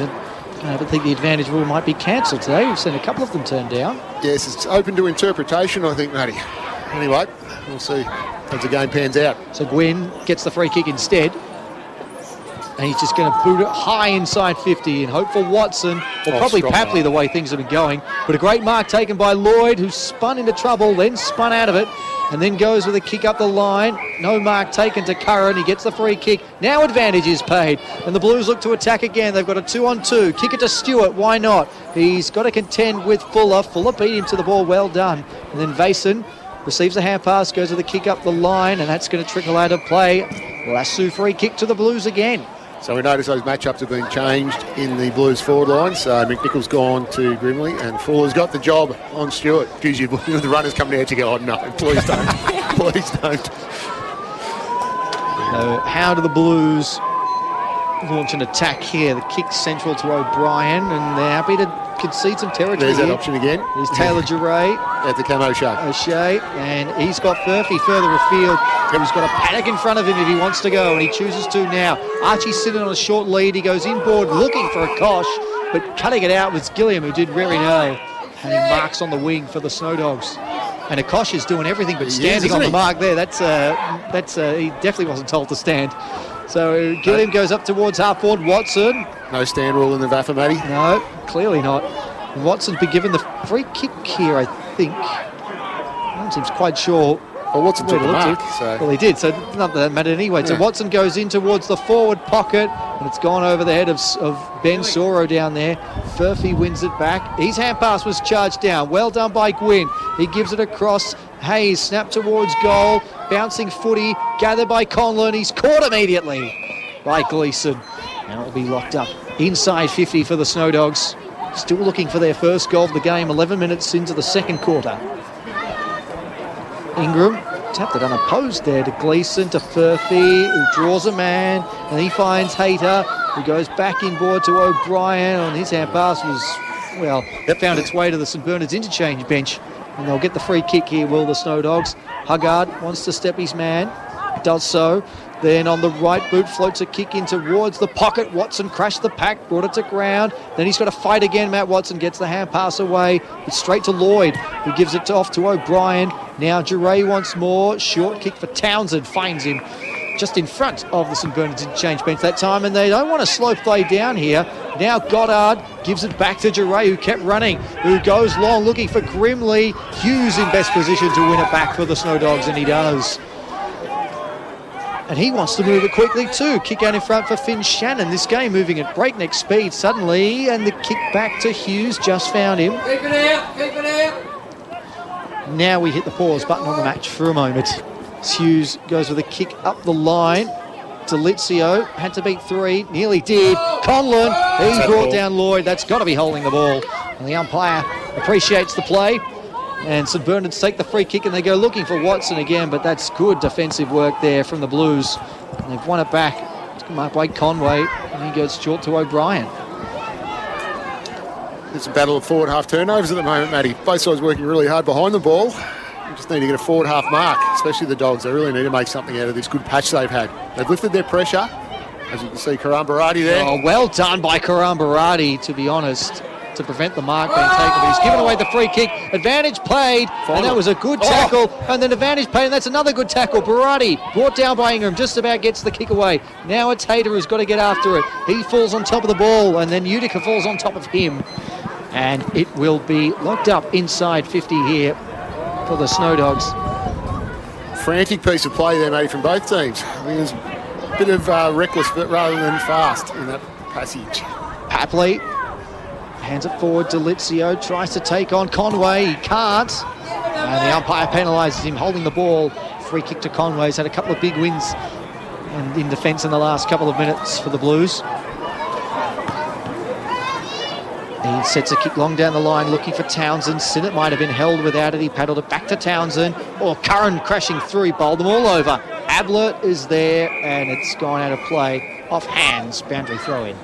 As I was saying before, Matty, there's a difference between playing fast and playing reckless. So there's a little bit of reckless at the moment, giving that handball from the players not even expecting it, or they're really seriously under pressure at the stage. Just need to compose a little bit. By all means, be fast, but it's got to be to the correct option and to a clear option. Soro had front spot there. Townsend looked to shark the hit out. Couldn't get the hand pass away. Schumann's in there. Hayes fall on top of him. 29 points the advantage for University Blues, 5-2 to 0-3. Only 15 going in the second term for Trade Tech Services Australia. Townsend, he had it on the wing. His kick was charged down. Comes out now to Schumann. His hand pass just missed Finn Shannon. Didn't miss Gwynn, though. He picked it up on the left boot. Hooks it around the body. Bouncing ball. Lloyd trapped it pretty nicely. Oh, good courage shown by Papley and Duray. And then Lloyd falls on top of Papley. And it will be a ball up inside 50 for St Bernard's. We've had opportunities in this first half, but haven't been able to make the most of them. Watson tapped it out. He was looking for Huggard. Couldn't gather it. Now Schumann. He can't get away from a good tackle from Charlie Furphy. And just inside attacking 50 play will restart the ball. A lot of those entries, Matty, Matthew Watson's the sole focus for the Dogs, so it's getting easy for the Blues to defend that because they can peel off their player. Delizio grabs it, kicks towards full forward. It slews off the side of the boot and onto the chest of Lockie Papley. And just as I was talking about Matthew Watson being the sole focus of the forward line, nice, good mark in front of goal. But that's what they need. They need to find more avenues to goal. There are more options out there than just Matthew Watson. The other key forward, the 4'8", Lockie Papley. Yes. I hope he does his own washing too, because if he took that home to Mum, she'd tear strips off me. Give it right back. Yeah. Big kick this for the Snow Dogs and for Lockie Papley. No. And he has nearly kicked it out on the full. Oh. He was 20 metres out, directly in front, and the kicks barely made the distance and nearly nicked the behind post. Yes, there's 11 kids up on the hill there, and every one of them, they're all Snow Dog supporters, put their hands on their heads when they saw that kick. Collectively, they said a word, I think. 4 behinds for St Bernard's, 5-2-30 through the Uni Blues, and they look to slingshot here straight out of defence. It's not a great kick coming out of the back flank though, and it's Ben Overman who's won it back. And he's just going to take territory and go long, and he does so, and Watson is there, and he's got it. That's a good kick. He was just a bit too big and strong for the defence. It was well weighted, Hugo, to Matt Watson's advantage, and couldn't help but mark the footy in the end. And the 45-degree angle, this kick to be taken about 20 metres out. Yeah, it was. It was a great kick, but what was good there is there were a few more Dogs in the forward line, so the Blues were forced to defend. So they had to know where the player that was playing on, so they couldn't just peel off and get in Matthew Watson space. But no, that was a very, very good kick, and I'm very impressed with Overman behind the ball there. He's having a little bit of an impact. Matt Watson for the Snow Dogs' first goal of the game, and he has got it. They're on the board in a major way at last, the Snow Dogs. It's taken until the 17th minute of the second quarter for them to find the middle of the big sticks, but they've done it now through their leading scorer, Matthew Watson. 16 goals, 17 for him this year. A much-needed one for the hosts. They move to 1-4-10. University Blues still 5-2-32 on the Trade Tech Services Australia scoreboard. Hugo, as we go around the grounds for Abercrombie. All right, so we've got Old Zabs 8-2-50 straight kicking. Matty, you love straight kicking. Old Trinity 4-4-28. So the Zabs have flexed a bit of muscle there. We've got Haileybury 6-2-38 over Caulfield Grammar 4-5-29. Old Brighton 5-8-38 over St Kevin's 3-3-21. And Uni Blacks 7-5-47 over Old Scotch 2-2-14. Said with the clearance out of the middle up towards half forward. No one able to gather it cleanly. Berardi applying the tackle there. It's come out now to Conlon, who gets it away to Schumann, who looks to clip it in towards full forward, and he finds another target. And a chance here for the Snow Dogs to kick back-to-back goals. And it's Fergus McNichol who's marked on the lead. Yeah, that was a great build-up and a beautiful entry. And I don't mind this move of McNichol going forward. It gives him a bit of extra height forward of the ball. So they need to peg this deficit back, and this is a really good start. Kicked one last week, McNichol, but it was his only goal of the year. Can he kick goals in consecutive weeks? Yes, he can. No mistake from the big fella. And back-to-back goals all of a sudden for the Snow Dogs. And we've got a game on our hands once more. 2-4-16 to 5-2-32 on the Trade Tech Services Australia scoreboard. And as Petchy would say, they're not doubling their score, but it's close. Yeah, they're close, exactly. You get the abacus out. But the 2 in a row, Matty. 2 in a row. So I think you said something about a couple in a row. What was it again? It's 3 in a row. It's from a University Blues perspective, that's when you start to panic about the state of the game and the fact that your opposition is suddenly on top. Officially a comeback, I think they call that. So no, this is really good. Unofficially. It's the official unofficial. Ingram on the tapped out, and there's going to be another free kick, and it's going to go the way of the Snow Dogs again. So now the free kick to be taken by Nick Conlon in the centre of the mud patch. Yeah. It's got a man at free between wing and half forward. It's Schumann. Didn't gain a lot of territory, but he got out of that mud though, Matty. Yeah. So better footing for better kick. And now Schumann does set it inside 50. Soro drifts forward. He brought it to ground. Berardi, he got a kick looking to go forwards. Instead, it went backwards. Furphy's hand pass didn't go very far, and LaCava was taken high. The umpire eventually spotted it, and it's been 50, is it? I thought he reversed that. No, because he wouldn't get off him. Yeah. So it's a bit of territory gain on a day where territory's hard to come by. And the Uni Blues can go deep inside 50, and they're looking for Stewart again. And why wouldn't you? And that's a costly 50-metre penalty to give away. The Snow Dogs looking for 3 in a row, and instead could be James Stewart lining up for his 5th. And very, very poor manning of the mark there, because LaCava was coming with intent with the umpire, and the Snow Dogs are still trying to sort themselves out, and LaCava just ran through the mark, and an easy kick to a very, very dangerous James Stewart. And Steve Alessio must be pulling his hair out after that.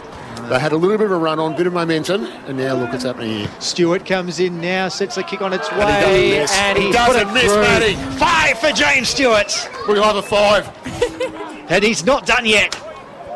5 goals, 1. Surely the record's there. Surely. Oh, there's a big day on offer for James Stewart. If you got 5 to half time, you should be setting yourself up for a big day. It's not half time yet either. There's time for more. Plenty of time, and that's an important goal for the Blues against the run of play. And again, the 3 in a row theory is we don't get to put it to the test.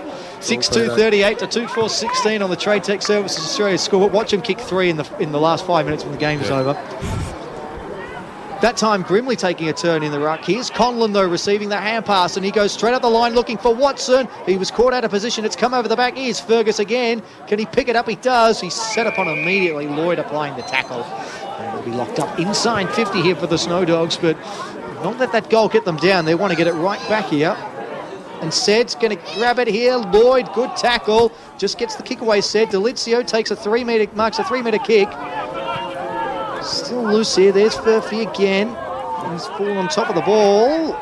And he's going to get away with it there. The umpire says, give it to me. That was Jack Hayter. Yeah, you've seen a lot of those being given as holding the ball. So open to interpretation there. That time, O'Brien applying the tackle on Karan Berardi. It's interesting, Matt Watson not doing the ruck here in the forward 50 for the Snow Dogs. He's normally good at grabbing it out of the ruck and kicking goals in these situations. Berardi finds a way through. The hand pass comes back to Huggard, who wanted to delay it and give it to Shannon. Instead, he's going to receive his own hand pass there, Huggard, and he was pushed without the football, so we'll get the free kick. The hand pass received for Ben Huggard in the one play. Yes. Way to rack up the fantasy stats. Well, it was a good result for them because they were working themselves into a lot of trouble. So now Huggard can orchestrate a deep entry inside 50 and a good mark out in front. Once again, it's our man.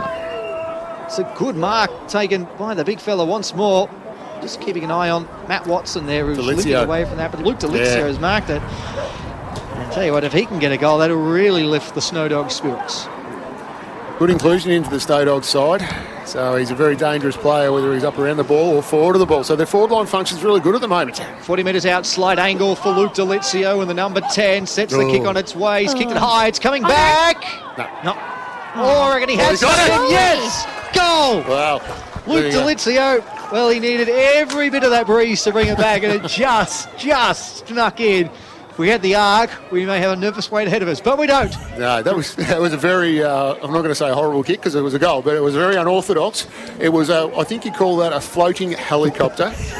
And it stopped up in the air for a little bit, and it was stagnant in the air and floated and then went through the goals. But anyway, doesn't matter what they look like, Matty. The lucky breeze there. Yeah, I think so. That 8-goal breeze that Ellie was talking about, it came in handy there for the Snow Dogs, and they've kicked 3 of the last 4 now. They're not going away. Margin back to 17 points on the Trade Tech Services Australia scoreboard. So it wasn't quarter time, Matty, so they've done okay here. Huggard bursts away, up towards centre-half forward. Conlon's in there again. Couldn't quite get to the ball that time. And given that the Uni Blues are supposedly kicking with the breeze in this quarter, this is a good win for the Snow Dogs to break even in this second term. Well, they've been well up on the clearance numbers out of the middle, so they need to capitalise on that. Huggard almost there. O'Brien spun out of trouble nicely. Goes with the kick looking for Sinnott. Overman went back with the flight. Neither could complete the mark. He now goes and applies the tackle there on Hind as Overman. There'll be a stoppage here on the wing. There's been a lot of stoppages today. It's a ground that's conducive for repeat stoppages. have another one here, just on the edge of the centre square. Fergus McNichol won the tap out, but it was sharp by Goddard, and now running away here is Max Irving, and he goes long, and he's looking for James Stewart again! Oh, he was brought to ground in the end. Overman, he's in hand pass, cut out by Townsend. Although they're still alive here, the Snow Dogs will work their way out of trouble, and just getting caught at the last was Vason. Free kick to Townsend. And where's James Stewart? Yep, that's what I'm looking for. He's the danger man. It's Stewart's paddock. Get out of the way, everyone else. Fuller's got the job on him now. He's going to set it up for Stewart to fly. James Stewart from 4 deep plucked it out of the heavens. He had no right to mark that, but instead he's lining up for goal number 6. That was a 1v5, Matty. It literally was. Every Snow Dog got into that space. They blocked him, he threw the block away and just managed to take an amazing mark. It's like Oz kick his markers up style. Yeah, Jack in the pack. Yeah. James Stewart is the man up at the moment, and he is the man with the Midas touch for goal number 6 in the half. Oh. He got it. He did just sneak it in, James Stewart. Half a dozen of the best. And it's still not even half-time. 7-2-44 to 3-4-22. Remarkably, Uni Blues have kicked 7 goals. He's kicked 6 of them. He has. He's absolutely on fire. There's nothing the Dogs can do. And the happiest man on the ground is Ferg McNichol, because you don't have to play him anymore. He's up right up the other end of the ground. Because I've got a goal. They're going to keep me up forward now. He came to the middle of the ground. He screamed out, "Get on him! Someone get on him!"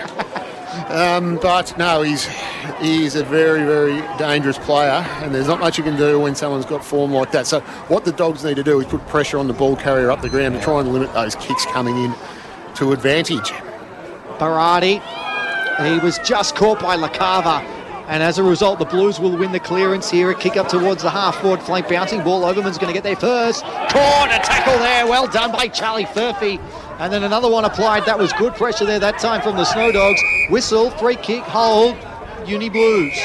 Yeah, and you know exactly where this one's going. This is going into the leading pattern of James Stewart again, you'd think. It's probably still 2 kicks from goal here. But Overman was just a bit overzealous with that holding there. Very unhappy with that tackle he received. So they'll go high in towards the forward pocket again, this time looking for Grimley. 2 to beat on Townsend in front of his lap, but he dropped it. He gets the hand pass back. Hayne, he's caught. That's time by Gwynn.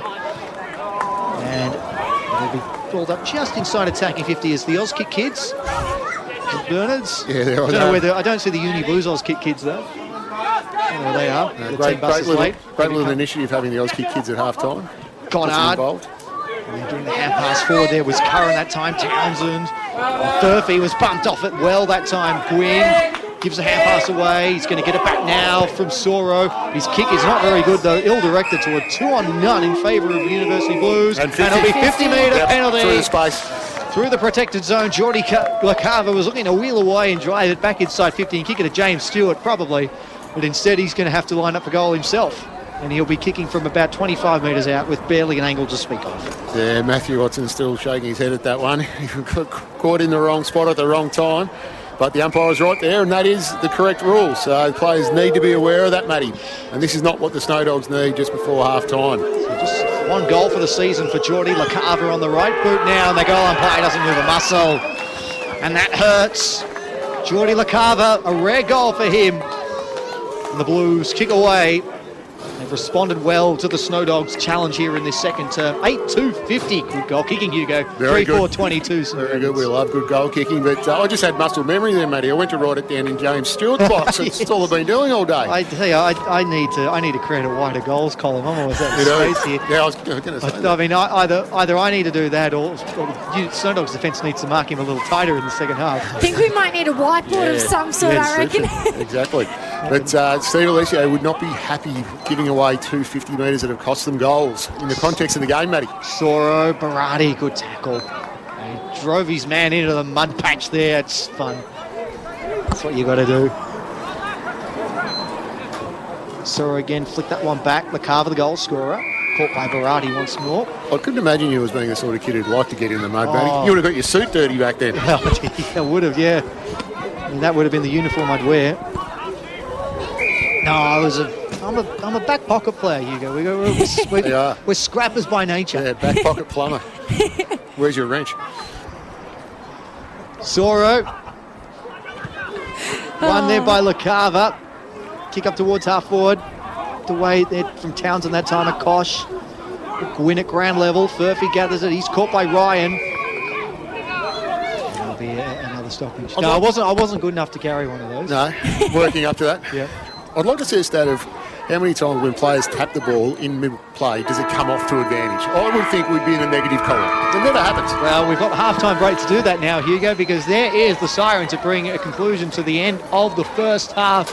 And what an interesting half it was. University Blues 3 goals to none in the opening term. The Snow Dogs provided a bit of a challenge in that second quarter, but 5 goals straight to the University Blues season lead by 28 points at the main break, 8-2-50 to 3-4-22 for hit IQ and their game-changing concussion management system. Hugo Higginbotham, your thoughts on that opening half? Look, the Dogs were really good. They lifted their pressure in that quarter and they finally got on the scoreboard. And as I was talking about saying they need more options to goal rather than Matthew Watson's, it started to open for them. McNichol kicked one, Delizio, so the options were there, but through some undisciplined acts, I'm going to call it that. The 250-metre penalties have cost them being a lot closer than they could be in the context of the match. Because at one stage there, I think it was down to 17-point margin. If you think of those 250s, that makes the game a lot closer. So a bit frustrating for Steve Alessio, but the signs are there, and it's not a massive blowout. I mean, 8-2 is very straight kicking, 3-4, not so straight. So the Snow Dogs just need to come out, compose a little bit.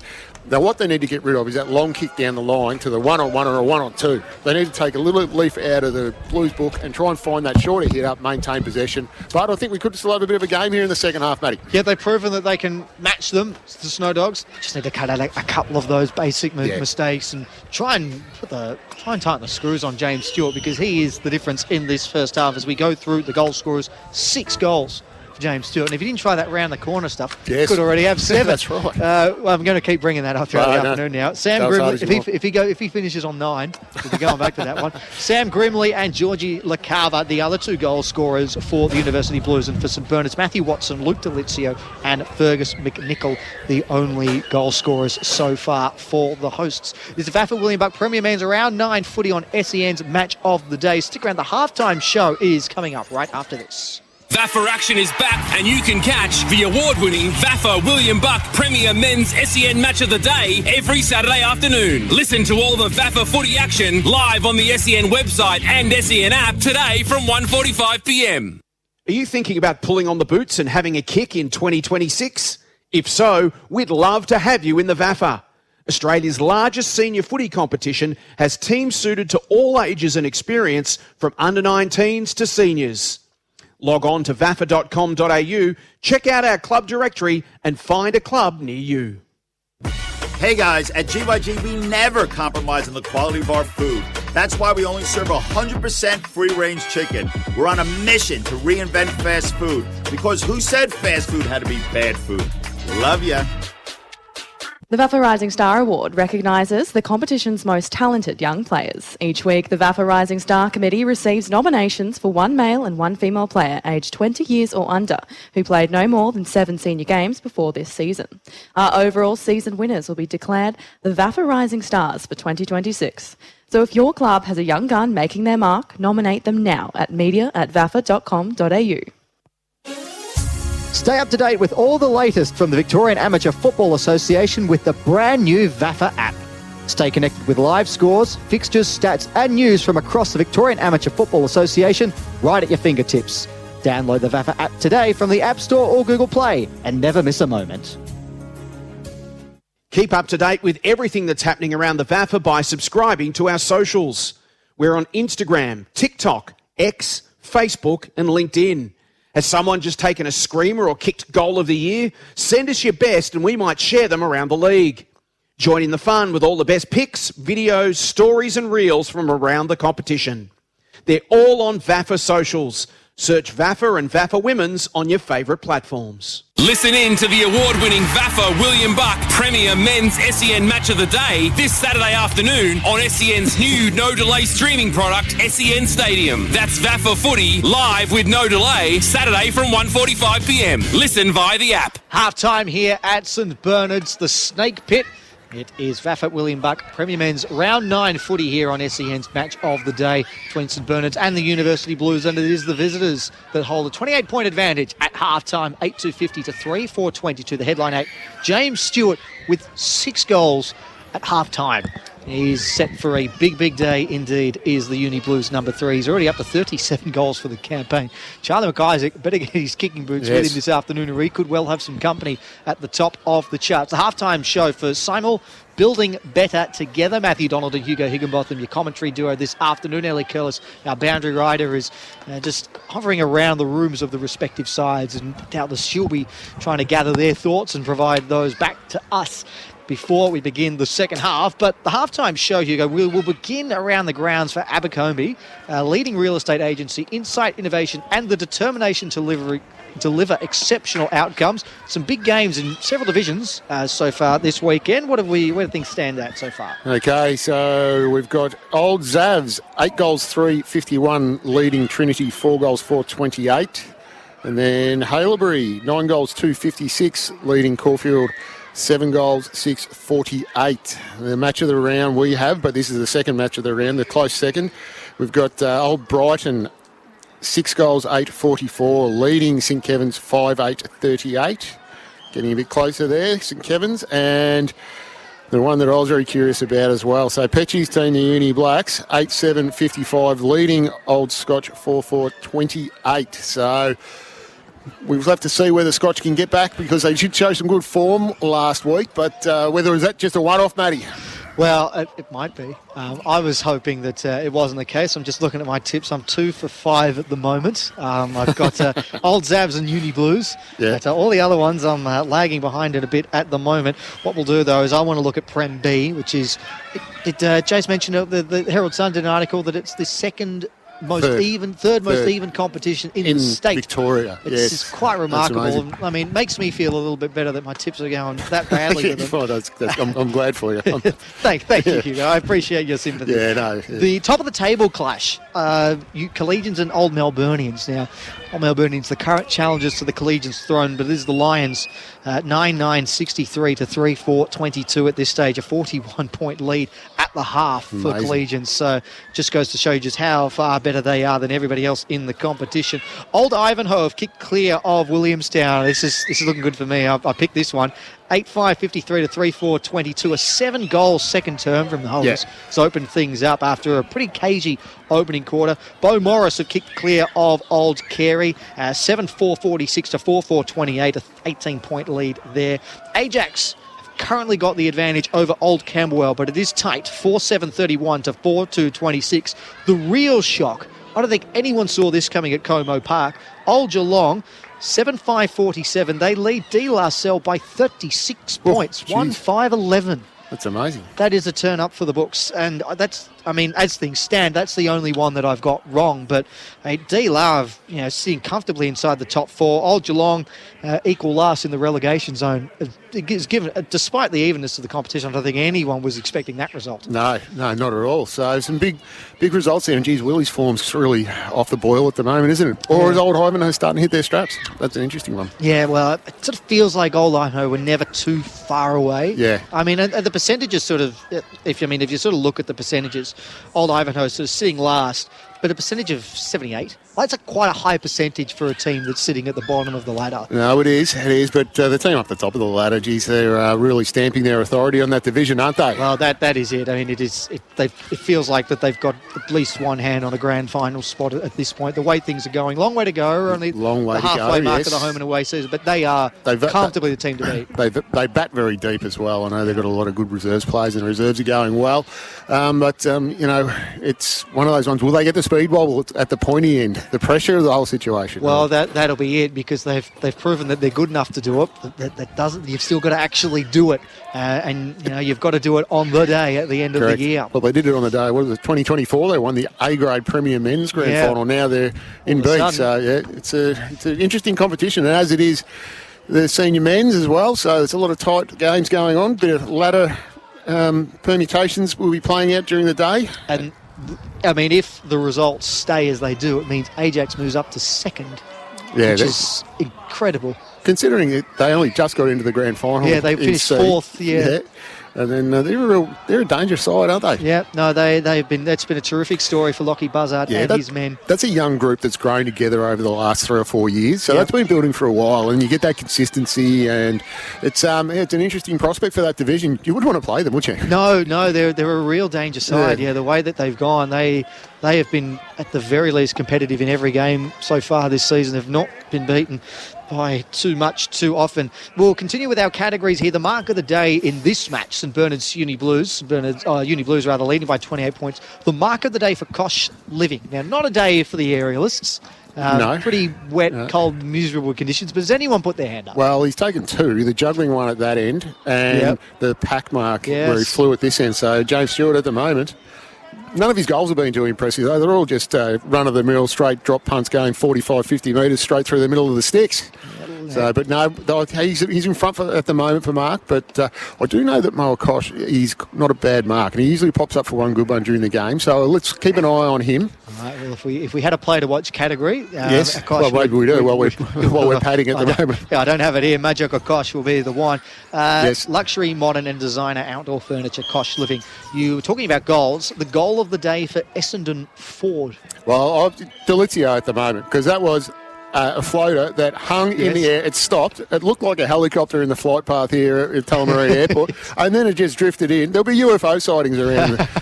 So I just saw this object appear above the ground. It just floated there for a minute, and then it moved sideways. It moved backwards. It went up in the air again, then it went through. Unidentified floating object. Yes, that's exactly what it was. Essendon Ford, proud partner of the Snow Dogs. If you're looking for a new or demo vehicle, just head to 330 Wirraway Road, Essendon Field. Say that 3 times, eh? No, I'm not. Where was that again? Where was that again? I can't remember. I've lost it. I will say that Stewart kicked a set shot from the boundary line in the first quarter, which was right on the point of the 50. That was. It's not really been a goal for not a general play goal sort of day. No, Stewart kicked one from the goal square here. I think if we go for the goals, we're going to say Stewart kicked most of them.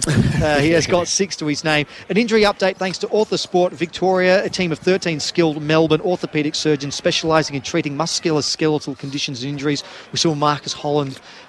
He had some ice taped to him, and Elly Kirlis mentioned at quarter time that it was a hamstring complaint. She suggested that they may be looking to try and get him back on, but I wouldn't think with a hamstring injury you do that unless it's absolutely desperate. Well, when you've been iced as well, it makes the muscle contract. It's supposed to stop the bleeding, so it would be very, very interesting if he came back out again, one would think. Yeah, no, that's a shame for Marcus Holland, who was back in the side today for the Snow Dogs, one of 4 changes, and Delizio, Overman and Sora, who are the others, have all been pretty handy contributors at times. The VAFA socials, now we've got to give this a good old plug here, Hugo. Senchi. You can keep up to date, and Senchi will be all across this as well. Keep up to date with everything that's happening around the VAFA via their league socials. They're on Instagram, TikTok, X, Facebook and LinkedIn. You can join in the fun with the best pictures, videos, stories and reels from around the competition. All you got to do is search VAFA and VAFA Women's on your favourite platform. So all the big highlights from all the divisions, whether it's the Premier or whether it's the 3rd, the 4th, the 5th, however far down it goes.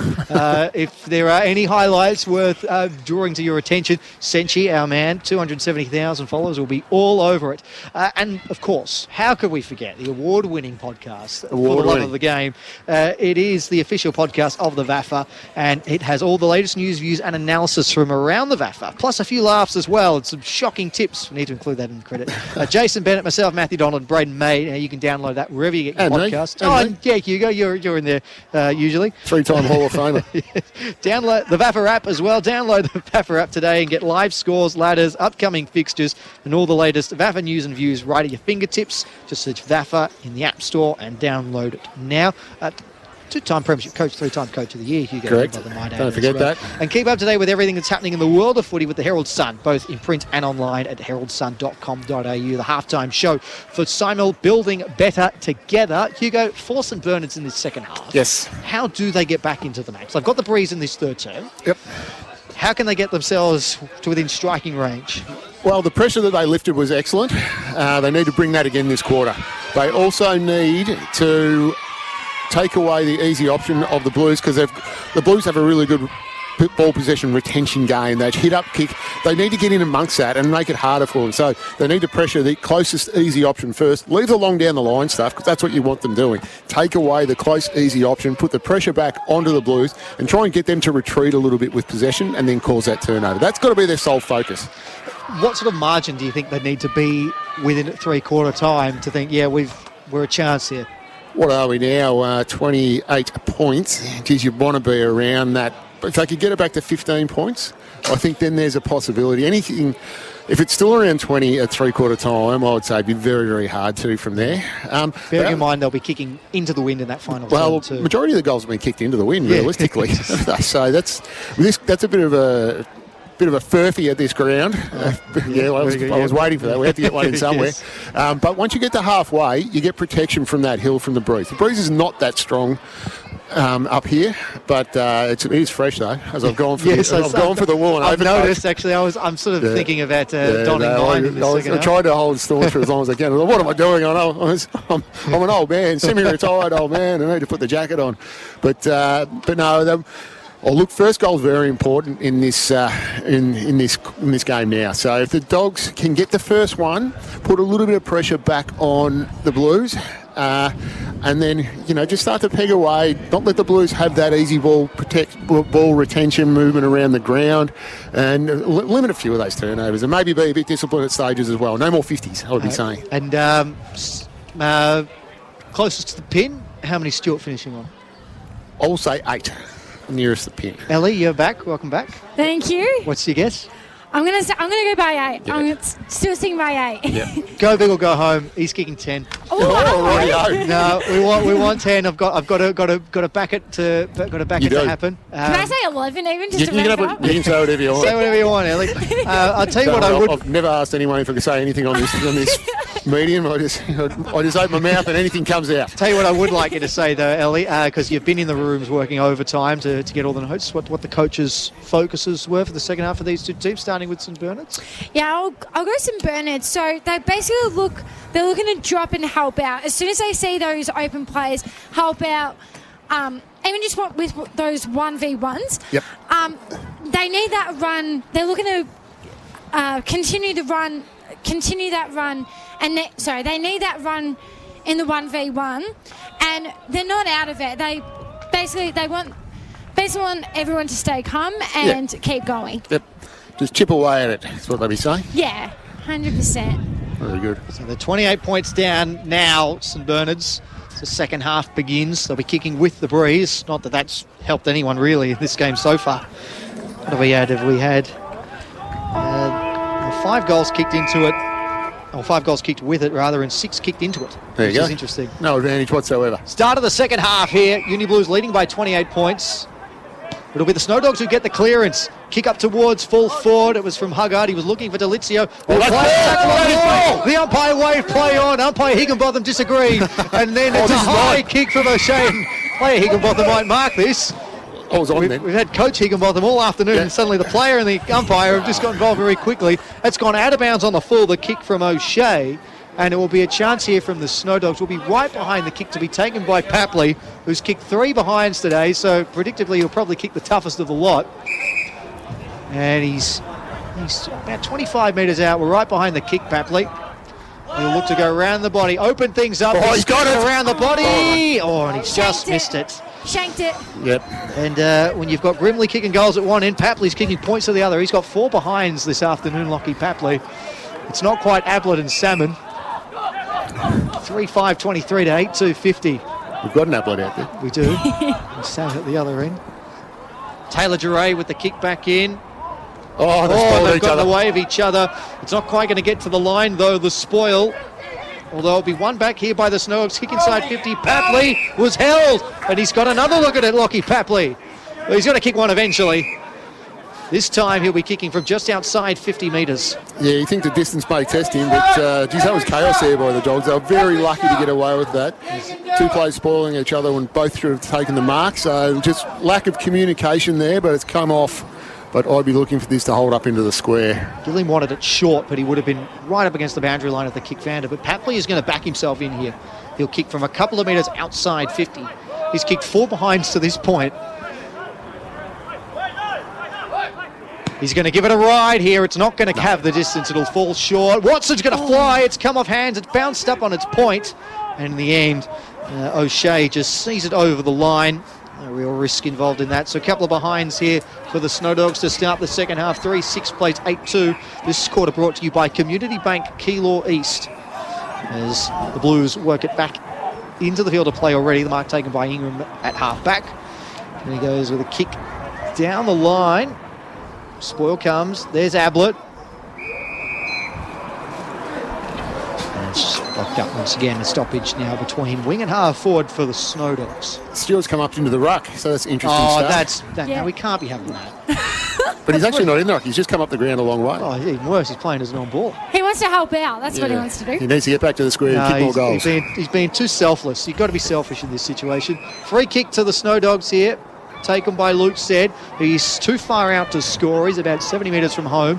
Fergus McNichol is pleading for it to the goal square. Watson's a target too. He's going to kick it looking for Gillum, who got hands to it. It was knocked away from him, but he'll get a free kick regardless. Yep. So Daniel Gillum gets a look at it here. He'll be directly in front. The kick about 30 metres out. And another opportunity for St Bernard's to get the first of the second half. Well, this is the start they wanted, Matty. So they've played all forward half footy in this quarter. I mean, we're only very early, 3 minutes 20 into it, but the signs there are good.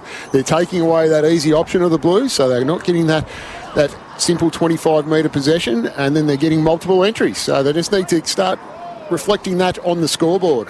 This would be a good start. Gillum's kicked 9-6 for the season.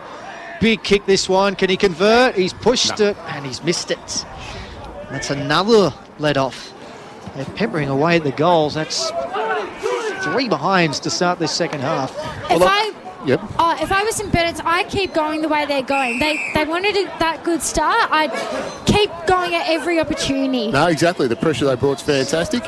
They just need to maintain that. And I know that Steve Alessio is after more consistent performance. That's a proper floater from O'Shea, and it's somehow landed in the hands of St Bernard's. Hughes, one mark paid. The umpire calls for it in the end.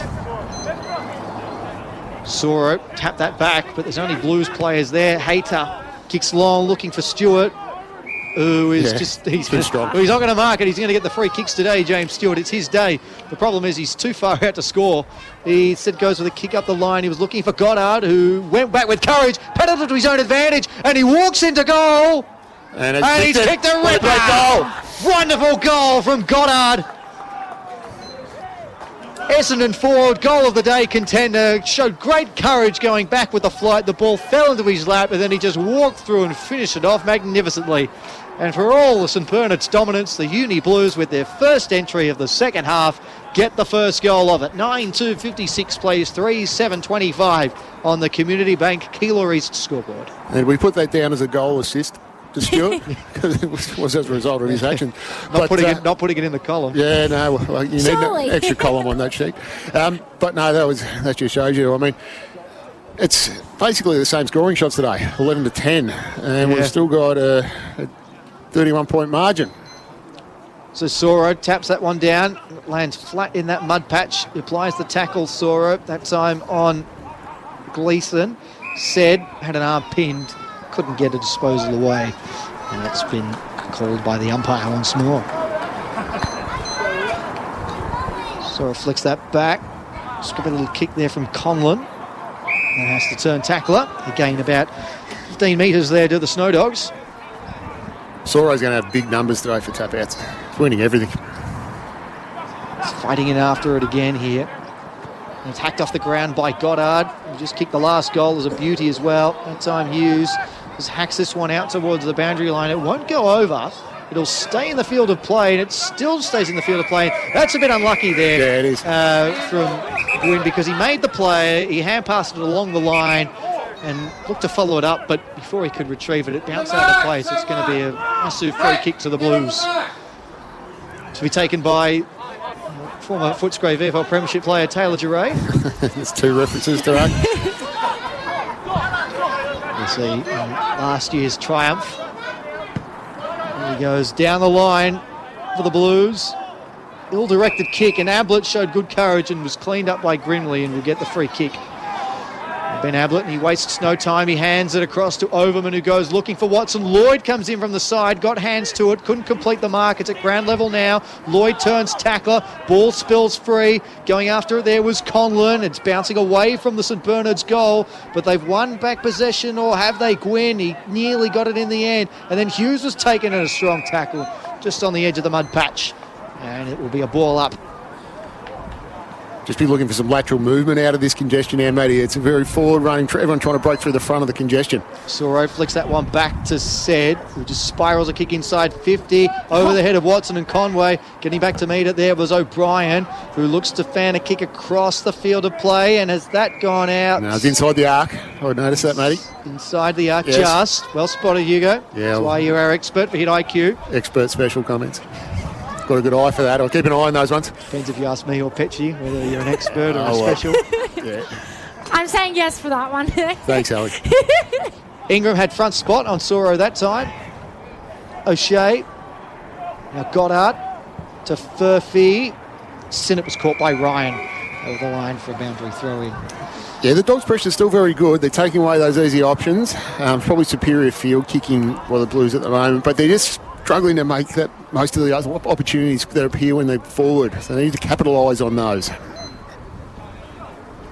They saw it that time. Strong tackle applied there on Huggard that time.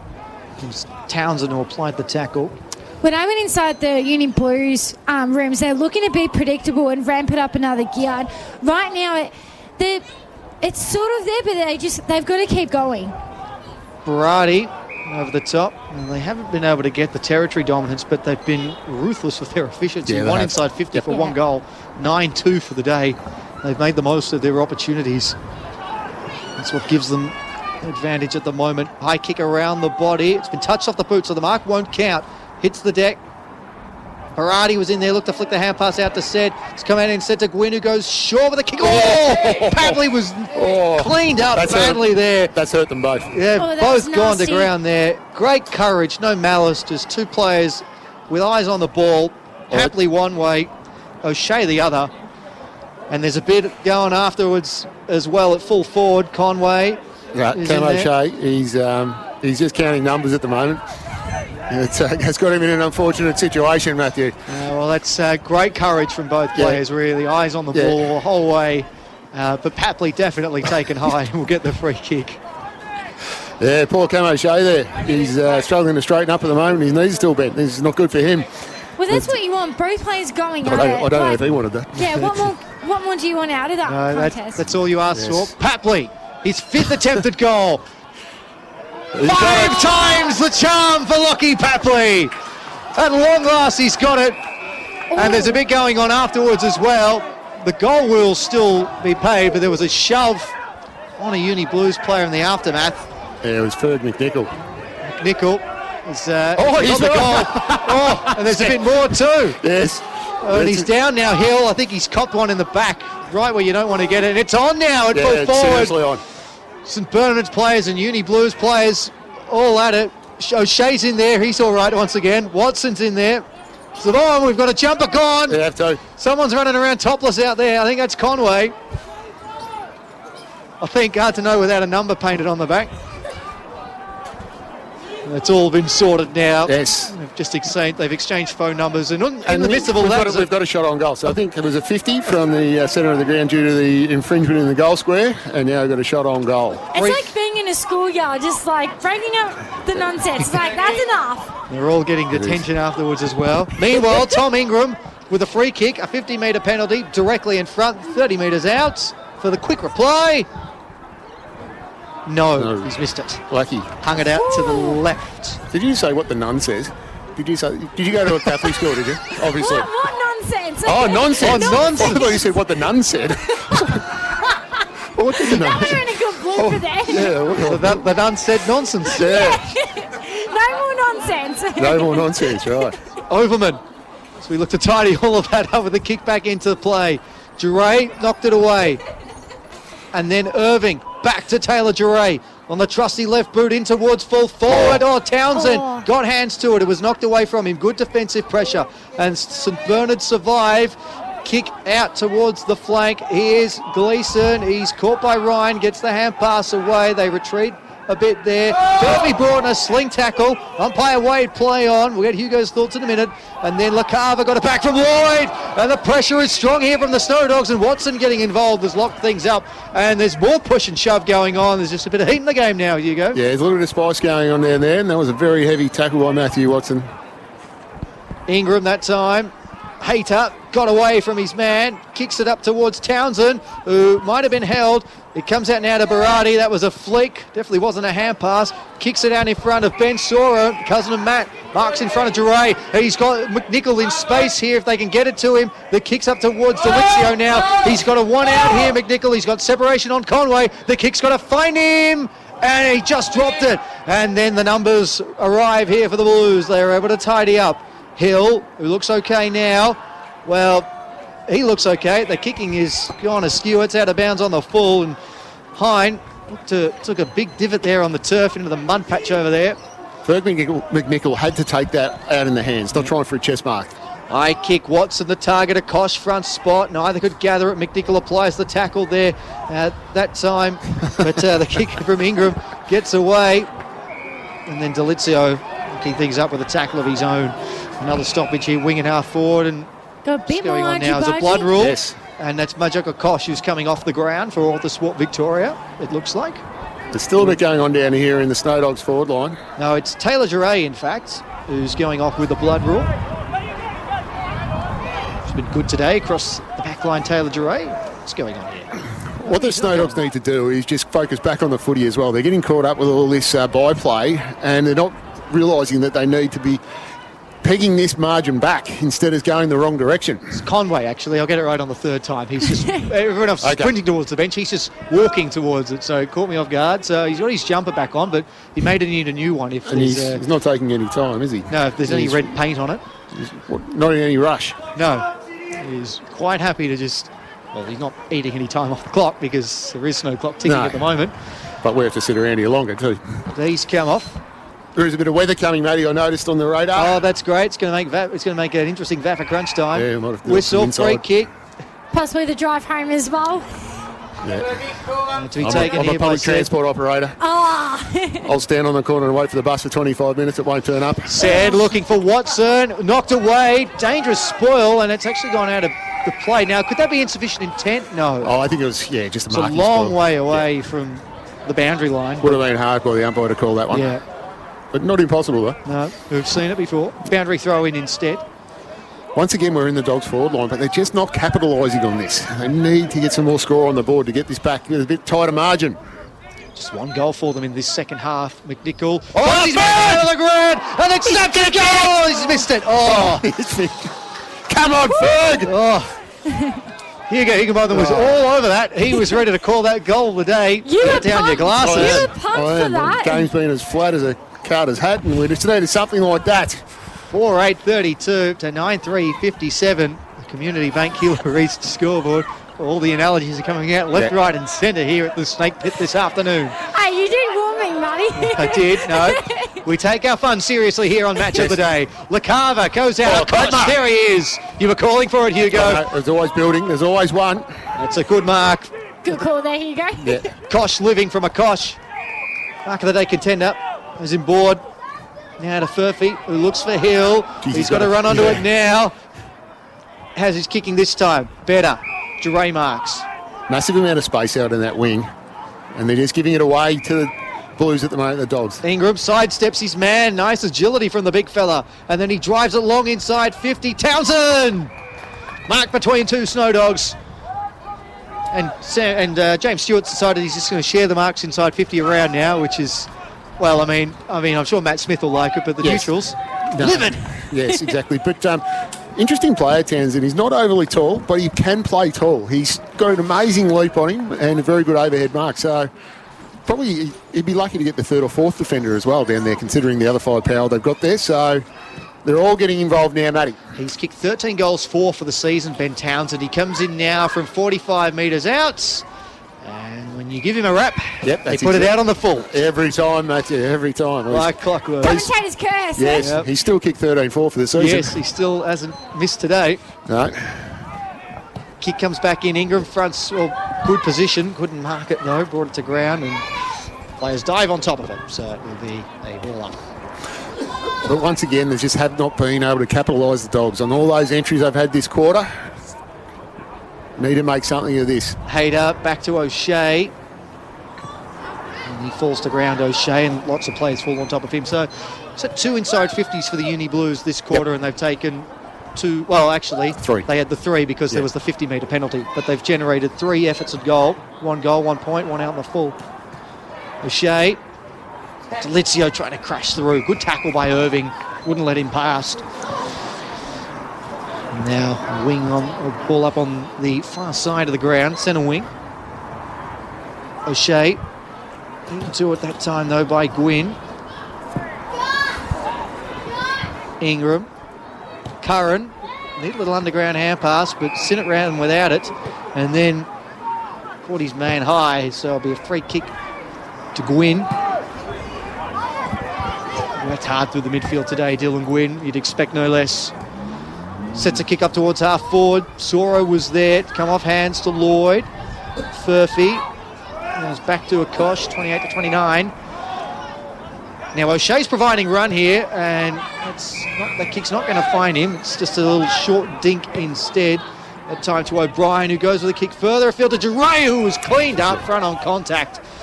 Easy decision from the umpire. It's going to come back to Duray. And there goes the rundown. Got it. Thank you, Ellie. Good save. It's got the reflexes. That's giving you the boundary rider. That's got to you very quickly. Akosh, right in the centre of the snake pit. Oh, and he's gone with a short kick. And it's just found his teammate safely enough. James Curran. He's just going to go long into the pocket. Stewart, oh, he flew very early there. No free kick. Townsend spins out of trouble and does nicely. The hand pass comes back. Furphy with a snap towards goal, straight onto the chest of Soro. He saves the day for the Snow Dogs. Goes very short to Overman, who off a step is going to go out towards centre half back. It's come off hands. It's gone over the back now. Ben Soro can run onto this. Couldn't gather it cleanly initially. Akosh came in to cut it out, and then Hughes applies the tackle, and it will be tossed up once again in the centre of the snake pit. Where did my rundown go? Yeah, the lady. Right, thank you. Thank you. Come in handy. I call it the nipple reflexes there. No, well, they were on full display there. Thank you for that. Meanwhile, the Snow Dogs win it again. Kicking towards the forward pocket, looking for Hugo's boy Fergus. He just couldn't quite reel it in. He's gone out of play, boundary throw in inside the attacking 50 for St Bernard's. Yeah, the full jets on there. He did. He needed to. Kick wasn't quite good enough there, but at least it's deep in their forward lines. There a chance for a stoppage from boundary throw in here. He's going to try and throw Ingram out of the way again here, or will he go for something different? He taps this one down this time. Huggard tried to burst clear. Oh, and he did. But the umpire had already called for a halt in play. Community Bank Keilor East scoreboard in this third term. Approaching time on in it now. Trying to weave out of trouble was Conlon. He's going to be penalised. He's done here. there, yep. Holding the ball. You can't charge through. No. You saw the umpire stop, and then when they stop, that's always the indication. And it's like they're going to pull their guns out. You can see their hands coming out from their hips, and then bang. It's the stop of doom. Yes. Well, you could say that. Hayter with the free kick, and he goes out towards the back flank. Good mark taken there by Will Furphy. He's got multiple options here. He's got O'Shea, who's got Lloyd if he wants to complete the switch. Ferg McNichol is keeping reasonably close tabs on him, so O'Shea might just have to kick this one back where it came, and he does so now. Out towards the back flank. Soro had front spot and took the mark, but Stewart was being held, and that's going to be another 50-metre penalty. Oh, no, he's reversed it. Oh, he's reversed the free kick in the end. Well, I didn't see the reversal. Fair enough. Hands it across. Kick looking for Fergus again. Watson's there, had 2 to beat with. Might have been held. No free kick win to the umpire. Variety with the tackle on Furphy. LaCava gets it in the end and builds a kick up the half pipe, out on the full. Free kick to the Snow Dogs. Get to send this one back into play. It's all happening here this afternoon. Blues have pressed a lot of numbers back. A lot of numbers behind the ball here. It's going to be hard to take a mark. Now the Flyers are going to... Oh, and Conlon! Well, he tried to go real high there, but he didn't end up getting to the front of the contest at all. Ingram went across to Akosh, who marked it just in time. And he's got O'Shea. That's a dangerous kick. And it was well done there by Huggard. He brought it to ground. And the support arrives in Conlon. Gets the hand pass away. Loops it high. And that was almost a mark from a hand pass. He got up that high. One back here by the Blues. O'Shea gets the hand pass that time. And then he goes with a kick up the line. Oh, he just couldn't hold on to it.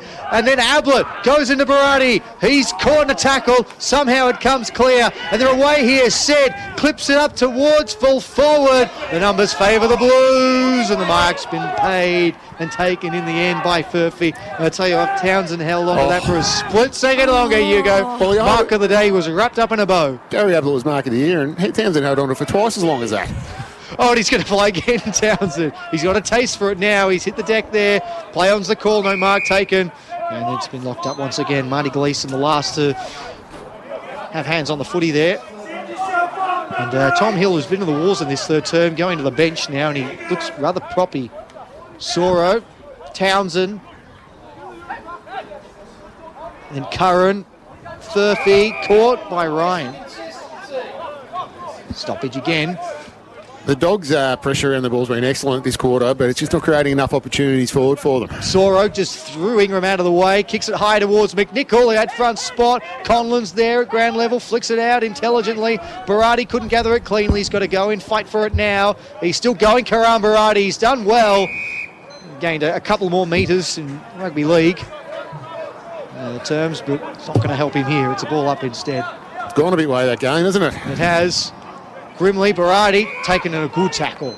Tackle numbers would be very high today. They would be very high. Repeat stoppages. It was interesting. Senchi was talking about highest rated players by ranking points, and Sora's had a lot of hit outs. You'd expect he's going to feature quite prominently this afternoon. Quick kick forward from Delizio. Akosh gathered it cleanly. He kicks up the line. Townsend had to come from behind, brought it to the ground. Sinnott, he was pressured out of it. And another stoppage here between wing and half. Back this time now for the Snow Dogs, who, in terms of a territorial sense, have dominated this third term. Yep. It's 1 goal apiece. 1 goal 1 to 1 goal 4. 4 goals 8, Matty. A lot of those are very kickable too. That's 12 scores apiece now. That kick from Irving has gone at right angles, and that's going to go down into the creek, out on the full. They'll get another entry here. Well, they should anyway. Yeah, 12 scores apiece now. Yeah, it's amazing. Isn't that the game of numbers, Matty? Yep. Well, we know what I say about good kicking. Looking for McNichol, and Watson was there. LaCava now in defence. Gets a high ball out of there. This will be a good mark if anyone could take it. Oh, Hayter nearly did. He wrote it nicely, though. And then the kick from Hayes up the line. Bouncing footy, gathered by Stewart, away to Hayter, who kept on running. Dribbles it inside 50. The 221's going at it. Overman and Furphy. Furphy gathers it. Overman worried him out of it. Good defensive pressure there from Ben Overman. And the cavalry arrives for the Snow Dogs, and now another one-on-one. This will favour Gleeson. He doesn't take the mark. He waits for Duray to gather instead, and he loops it over to O'Shea now, and he gives it further again. Furphy in towards full forward. Where's Stewart? Stewart! There's Stewart. Of course it's James Stewart. Marks an inch off the turf. 20 metres out, directly in front. Goal number 7 on offer here for James Stewart. I think it's Harrison Fuller playing on Stewart at the moment. He did everything right there. Held him, guarded the space, forced him back, pushed him. He was just able to roll off, Stewart was. Yep. That kick looked like it was going for Townsend, and it just amazing chest mark. It really, you're right, it wasn't going for Stewart at all. It was going for Townsend. Yep. It's just cleared it. So it's a bit unfortunate from a Snow Dogs perspective. But James Stewart deserves a little bit of good fortune today. He's kicked 6 goals in the first half. Hasn't had a look at it in this third term. He has now, and he's got 7. Well, I hope he enjoys having a chat after the game, Matty.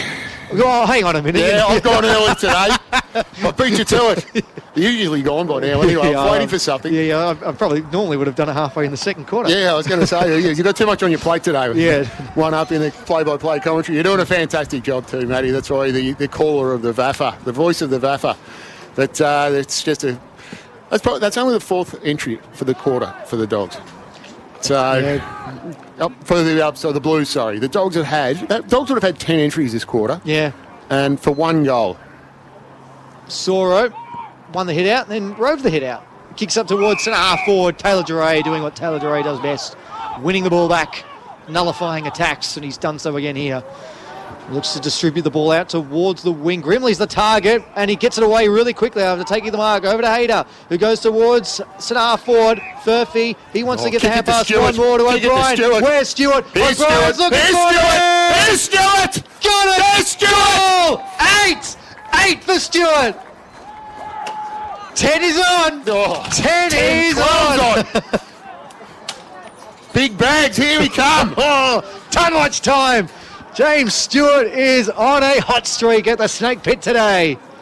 That's absolutely amazing. But the build-up there was excellent. The speed of ball movement out of that.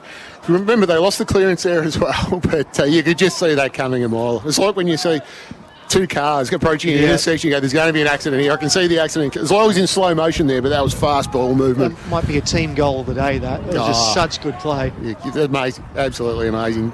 Clip that one up, Senchi. Yeah. Get that on them socials. Put that on the socials, Senchi. Clearance to be won here by O'Shea. He kicks inside 50. It's not going to find Stewart this time. It's going to bounce into the forward pocket. Gathered here by Fuller. He goes across, and that will be a lasso. The Dairy Queen. Kick to be taken by Charlie Furphy to bring it back in. Where is he? Where is he? We know what we're looking for. Short little kick to Irving is marked.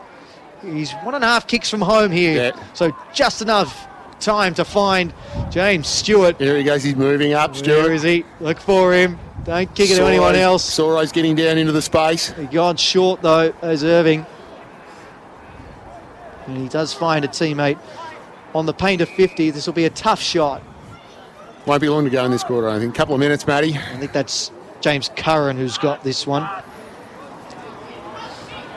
No, won't be long left in the quarter at all. Bit of a stop-start.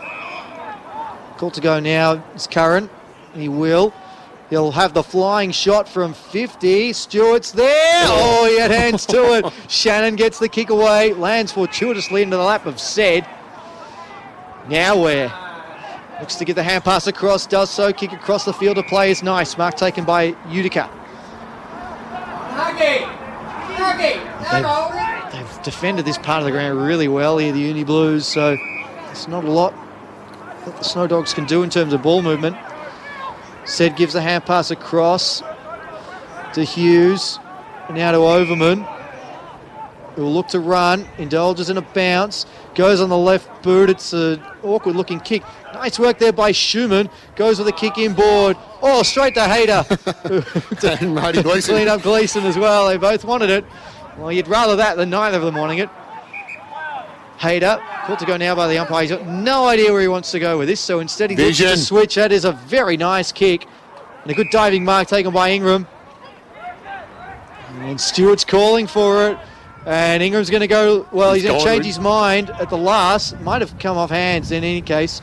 And the Snow Dogs will win it back. And Delizio took on the tackler, just got the kick away. Sed ran into trouble. Back to Hughes. Hands on over the top. McNichol, he does well. Gets it away to the other Soro Ben. And did that go out of play? Yes, it did. Lasso free kick. The Blues. That was correct by letter of the law. Had perfect line of sight on that. So very good vision by the umpire there. In Umpire Appreciation Week, Matty. Yes, we do appreciate the umpires. Tom Hill up towards half forward. Stewart the target. Knocked away by Overman. And then Utica again. And Hayter trying to keep it in play, but couldn't. It's gone out of play. Boundary throw in. Right half forward for the Uni Blues, who lead 11-3, 69 to 4-8-32. A 37-point lead for the Blues. They'll maintain their spot inside the top four, you would think. Blues need to be thinking about a bit of percentage now, Matty. Yeah, it's going to be the difference, you would think, between the double chance and a final spot. Papley might have got the free kick there for a hold. He did. He's been good today, Papley. He has. He's kicked 1 goal, 4. Wasn't that good goal kicking, but aside from that, been good. He's had a lot of. He's been good enough to generate the opportunities. Kicking towards Sanar forward is a dangerous one. Taylor Duray did well. He did really well, Taylor Duray. He won the contest and got the hand pass away, and it's going to set the. Well, it was going to set the Blues forward again, but an errant hand pass has turned the things over. Overman now kick up towards half forward. Gleason did well, and then O'Shea rather, and then Giray back to Lloyd. Good smother there by Conlon. Can he gather it now? He does. Gives the hand pass away. Now one more. Trying to cut it across there was O'Shea. Gathers it now. Hands it across. Gleeson flicked it on. Huggard trying to run under it. His hand pass is errant. Irving gathers, kicks it away, and the siren sounds to bring an end to the third quarter here at the Snake Pit. And it is a 37-point lead for the visitors as we turn for home. University Blues 11-3-39. St Bernard's 4-8-32. Hugo Higginbotham for Hit IQ. Your thoughts on that third quarter? Well, it was a good quarter by the Dogs in terms of getting some forward half footy, but they just were not able to capitalise, which was very disappointing for them. And then the Blues were amazingly efficient going forward. And, the hot hand at the moment of James Stewart, anytime the ball's in his vicinity, he's marking everything. So I would imagine we're on 10 watch now, Matty. Yes. 10 watch. Step aside, 10 watch. It's all about 10 watch here at the Snake Pit this afternoon. 8 for James Stewart, 1 for Sam Grimley, disappointing by contrast. Georgie LaCava and Jeremy Goddard, the other goal scorers for the Blues, and for St Bernard's all individual goal scorers, Matthew Watson, Luke Delizio, Fergus McNichol and Lockie Papley. It's three-quarter time here at the Snake Pit, the VAFA William Buck Premier Men's Round 9 footy on SEN's Match of the Day. The Uni Blues with a 37-point lead, James Stewart with 8 as we turn for home. Can he get to double figures? Find out right after this. VAFA action is back, and you can catch the award-winning VAFA William Buck Premier Men's SEN Match of the Day every Saturday afternoon. Listen to all the VAFA footy action live on the SEN website and SEN app today from 1:45 p.m. Are you thinking about pulling on the boots and having a kick in 2026? If so, we'd love to have you in the VAFA. Australia's largest senior footy competition has teams suited to all ages and experience, from under-19s to seniors. Log on to vafa.com.au, check out our club directory and find a club near you. Hey guys, at GYG we never compromise on the quality of our food. That's why we only serve 100% free-range chicken. We're on a mission to reinvent fast food, because who said fast food had to be bad food? Love ya. The VAFA Rising Star Award recognises the competition's most talented young players. Each week, the VAFA Rising Star Committee receives nominations for one male and one female player aged 20 years or under who played no more than 7 senior games before this season. Our overall season winners will be declared the VAFA Rising Stars for 2026. So if your club has a young gun making their mark, nominate them now at media@vafa.com.au. Stay up to date with all the latest from the Victorian Amateur Football Association with the brand new VAFA app.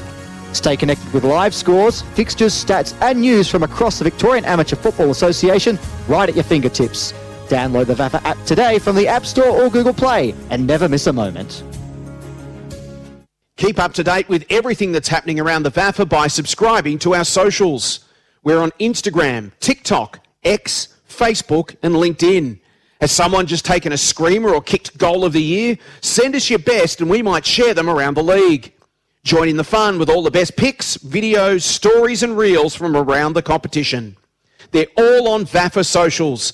Search VAFA and VAFA Women's on your favourite platforms. Listen in to the award-winning VAFA William Buck Premier Men's SEN Match of the Day this Saturday afternoon on SEN's new no-delay streaming product, SEN Stadium. That's VAFA Footy, live with no delay, Saturday from 1:45 p.m. Listen via the app. Welcome back to VAFA William Buck Premier Men's Round 9 footy on SEN's Match of the Day. It is three-quarter time here at St Bernard's College, affectionately known as the Snake Pit, and it is University Blues who will look to complete yet another win. It'll be 4 in a row for them. They're on track to do so right now. They lead by 37 points as we turn for home. 11-3-69 over St Bernard's 4-8-32. The key for this last quarter is James Stewart. He's on 8. We're on 10 watch here in the commentary gantry. Matthew Donald and Hugo Higginbotham with me. The special comments thanks to Hit IQ. We'll head down now to ground level and we'll catch Steve Alessio, the coach of St Bernard's, addressing his charges ahead of the final quarter.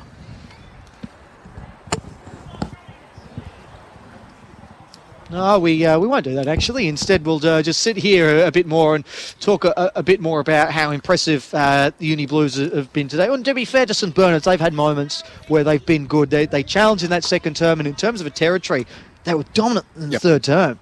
Just couldn't get the score on the board, Matty. They had their opportunities. And you think of a couple of errant misses, a couple of marks that they just weren't taking. And the difference was that, particularly James Stewart is marking everything that goes into the Blues forward line. So it's, look, if they're not that far off the Dogs, but that's the competition, Matty. The bottom's not that far off from the top. We're talking about minimal percentages, 5-10%, but that is obviously the difference at the moment. 3 goals 1 to 1 goal 4. Yeah. In that quarter. There you go. So they won the scoreboard battle. Yeah, one extra score, but Uni Blues, when they got it inside 50, they were able to make the most of their opportunities. And your man Taylor Duray had a very good quarter then behind the ball, set up a lot for them, which a lot of those goals were a direct result of something that I can see a little smile on your face there. I was just going to say, what are his credentials? Did he win a VFL premiership? Which club did he do that with, Hugo? I only watched the top game. I only watched VAFA A grade. I'm not aware of this other sport you're talking about. No, well, I mean, he and in fact, most of the former AFL players running around there, obviously James Stewart, Taylor Duray, even Gleeson and O'Shea have been very good, and particularly in that sort of defensive half of the ground, getting involved a bit more. Yep. But to the Snow Dogs' credit, they have been competitive in this match. I mean, if we just look at the scores, it's 14 scores to 12 at three-quarter time. Correct. So in terms of the opportunities, they're generating as many looks at it as the University Blues are. The difference is one team is can't miss, and they've really struggled to make the most of their opportunities. I'm just sort of looking at the breakdown. It was 5 scores to 3 in the first quarter, and then it was 5 scores to 4 in the second. Yep. But and then was it in that third term? It was 4 scores to 5. You can't build scoreboard pressure by kicking behinds. No. So, and the scoreboard pressure is what the Blues have built by kicking so straight, and they kicked very straight last week too. I think they kicked 14-5. Yeah. So there you go. So what's that? That's 25 goals, 8. Yeah. In the last 2 weeks. We'll head down now to ground level. Elly Kirlis has Steve Alessio, the coach of St Bernard's, with her. Thanks, boys. I am with Steve. Steve, tough first quarter. What was the messaging around throughout that three-quarter time break? Oh, look, our pressure was good early. We had a lot of re-entries. We just couldn't capitalise. Maybe some of our decision-making going inside 50 wasn't the best, sort of long and slow. So we've just got to give ourselves better opportunities going inside 50. And how important is it to finish off this game strongly? Oh, yeah, 100%. We look, the scoring shots are virtually the same. So we've just got to be smarter about our ball use when we're going inside 50. Awesome. Thank you. Good luck for the last quarter.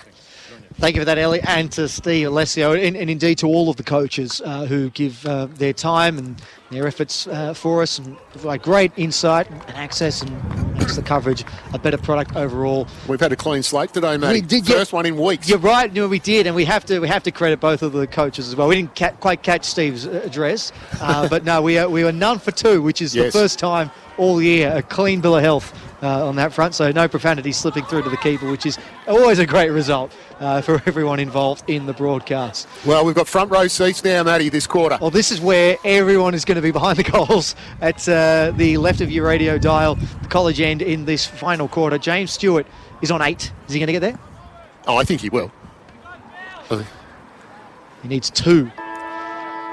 He's been dominant today, as of the Blues. And he's on his 4th opponent. 37-point lead. He's going to run out of opposition by full time. Said bursts clear. He was pushed off the ball rather than tackled, so that's why no free kick was paid. But the Blues will win the clearance here in this last quarter. Kick up towards Stewart, and was he held? No, the umpire has no sense of theatre. We appreciate all the hard work the umpires do. Free kick going the way of Willem Vason on half-back flank. His umpire appreciation round, of course. And that is gone out on the full. It's not even close to the boundary line. Unorthodox, I think you'd call that, Matty. And we might just head down now to ground level, because Elly Kirlis has an injury update for all the Sport Victoria, but it's not one you'd expect. Elly. Yeah, thanks, boys. Yeah, I do have a bit of an injury update for one of our umpires. Shout out to Lockie. He's unfortunately gone down with an ankle injury, and I just made sure he was okay. So big shout out to him. Hopefully it's nothing serious. I have our fingers crossed. Thanks for that, Elly. It was great to see. I was curious about that. Yeah, no, we don't often get umpire injuries. They are as rare as hen's teeth. And in the middle of all of that, Ollie Hayes has got a free kick here for a hold and a chance for his first score of the season. In fact, this is only his second game of the campaign. 6 touches and 4 tackles last week for him. 45-degree angle and kicking from about 30 metres out here, Hayes, and the number 47 sets on its way. That looks nice. That's a really good kick from Hayes. And look at them get around him. Oh, that's a great moment for Ollie Hayes. He's first. And they love that one, and I suspect it's his first for the club too, the way they're getting into him. You would hope so. Oh. It's a very, very over-the-top celebration. Every player on the ground that's for the wonderful. Blues went to him. No, I suspect that probably is his first goal for the club. That's always a great moment for any player, and he won't forget that one in a hurry. Hayes, beautiful kick. 12-3, 75, they can't miss. No.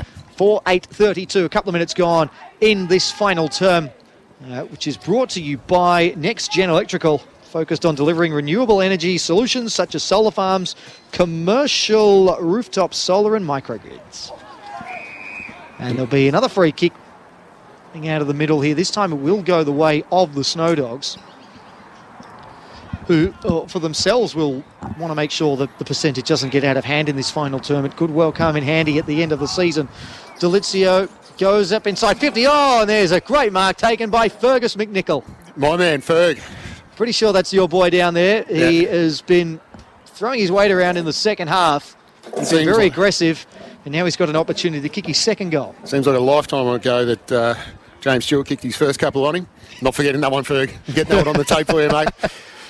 So, Fergus McNichol will be lining this kick up from just on the paint of 50. He's given it his very best, but it just didn't come back enough. It's a minus score. 1-2 for Fergus McNichol this afternoon. 4-9-33 to 12-3-75 in favour of the University Blues. And we'll be going around the grounds for Abercrombie as well. And we'll see what this all means for the ladder. These two teams played out a draw at this ground last season. That's probably not going to happen this time around. Oh, Falcon there for Ben Overman. Comes over the top, trying to run onto it here. It was Gleeson. It just wouldn't sit for him, and that's just as well because James Stewart was not in the forward line if he got away there. So this will give Stewart time to get back inside 50.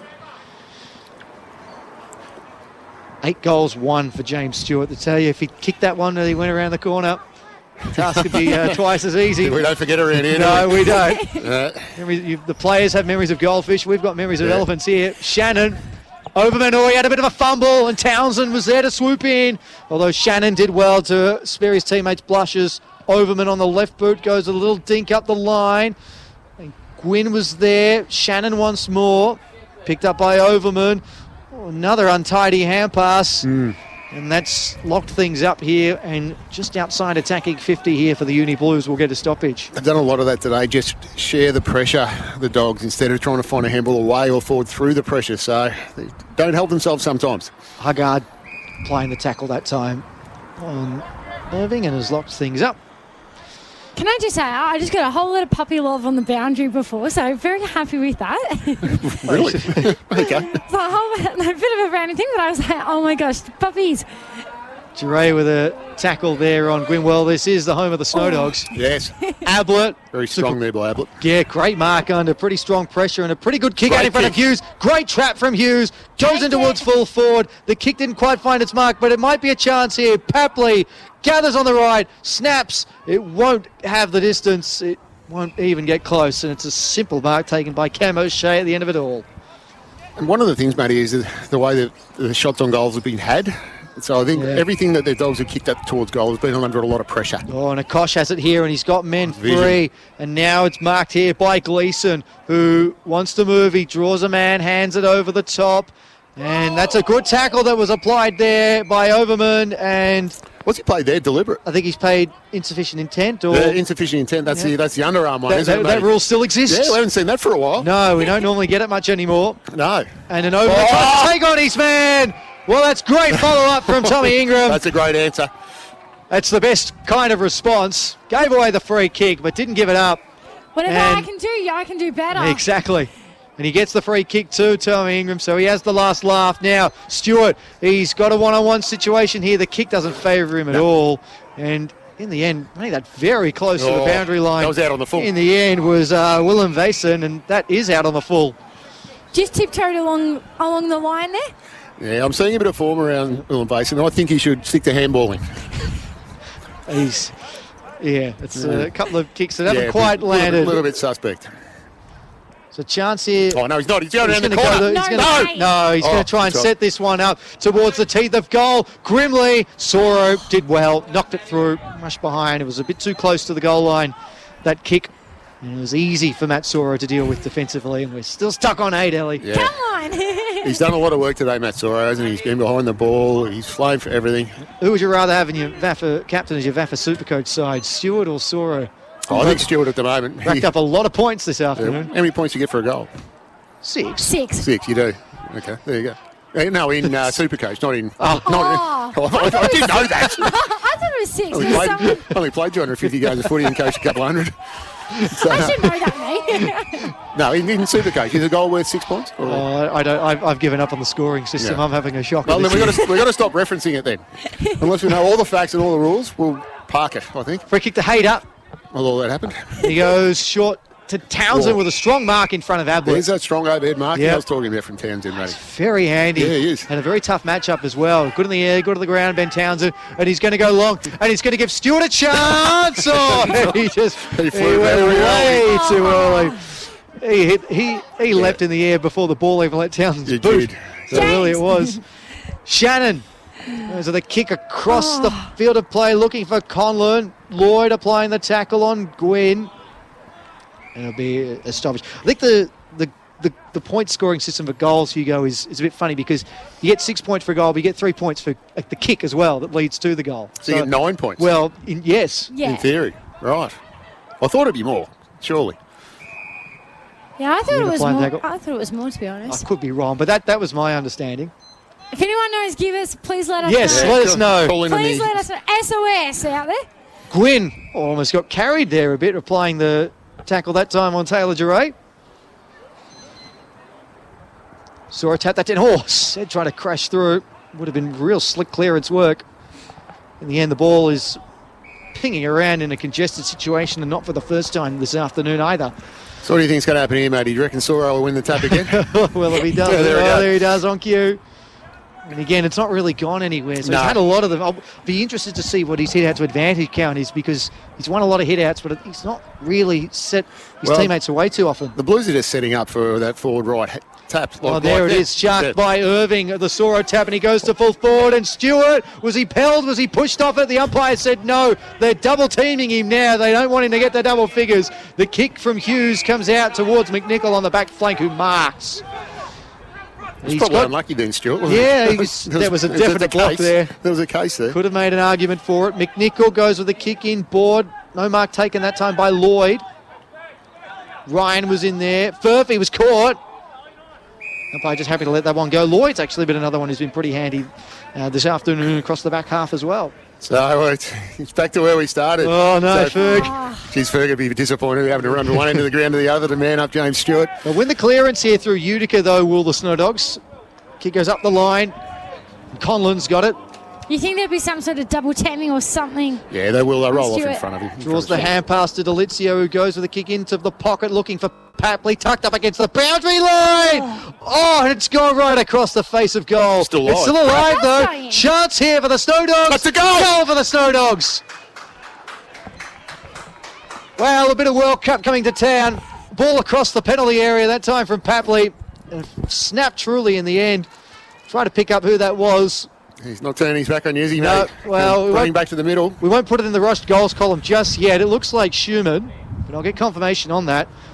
It's a great bit of play there from Papley, who never gave it up. It was a very effort that went very close to goal and stayed alive. The best part about that, matey, is that was from that marking contest in the Blues goal square. Worked all the way up the ground and ended up finishing with a goal there. As that player just does not turn around. He's refusing to show his number up to the cameras. That's got to be a contender for goal of the day. Well, I think you're right. Reston and Ford, both rucks getting a tap to at that time. Delizio. Another stoppage. No, I think it was Schumann. Still refuses to turn around. He just sort of lined up on the opposite wing. Soro grabbed that out of the ruck. Inventive kick. Gathered here by Furphy, though. High kick up towards centre half forward. Kosh is there. He went under it. Huck taken in the end comfortably by Vason, who goes with the hand pass this time, Hugo. He takes your advice. Yeah, so it's good. And Delizio's got it now. And we just had confirmation it was Ethan Schumann who kicked that goal, matey. Yeah. Good work, Ali. Harry. Nothing. Roaming alley, I'm calling it now. Yeah, Roaming alley. It's Harry, not Ethan. Okay, sorry. That's a bit of a Hugh Beasley type moment from Hugo. Yeah. I'm not good with names, matey. Haggard got it from Watson that time, and he goes in towards full forward. O'Shea with the spoil. Kills the contest. Atley was the intended target. It's gone, had a play boundary throw. And don't worry, we've all done it. It's all right. It's I only had 2 kids. I can only remember 2 names. Don't ask me birthdays. So boundary throw at inside 50 for St Bernard's here. 5-9-39 plays 12-4-76. 12 gone in this final term. Watson going to do the ruck work inside 50 this time. Ingram had front spot though, beat him to it. And he follows it up, does Gleeson. Belts it out of there. Bouncing ball, clever little flick back towards goal by Grimley. Vasons was there and he's gone with a kick, and Haggard, he got hands to it.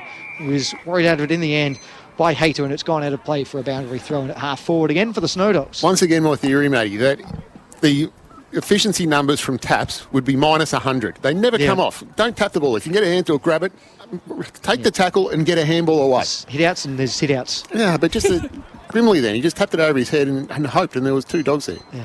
Take it and run it. Yeah, exactly. Soro couldn't quite get to the fall of the ball that time. Goes with a hand pass back to Delizio. Gets away from his man. Drives it in towards full forward. O'Shea with the punch. Cleared the danger, at least temporarily. Utica now tracking it back. He was caught by Furfer. The umpire waved play on. Papley trying to paddle it to his advantage. Durated well. And then he gives it back to Furphy. Goes with a hand pass inboard. And they're away here. Lloyd raking kick up the line. Stewart caught behind here. It hits the deck though. The race is on. The ball hits the ground. Grimley after it, hacks it away, gathered by Hayes. He's done well here. He looks to go with a kick. He's kicked it straight into one of the shortest men on the ground. Yeah. Angus Ryan goes down the line.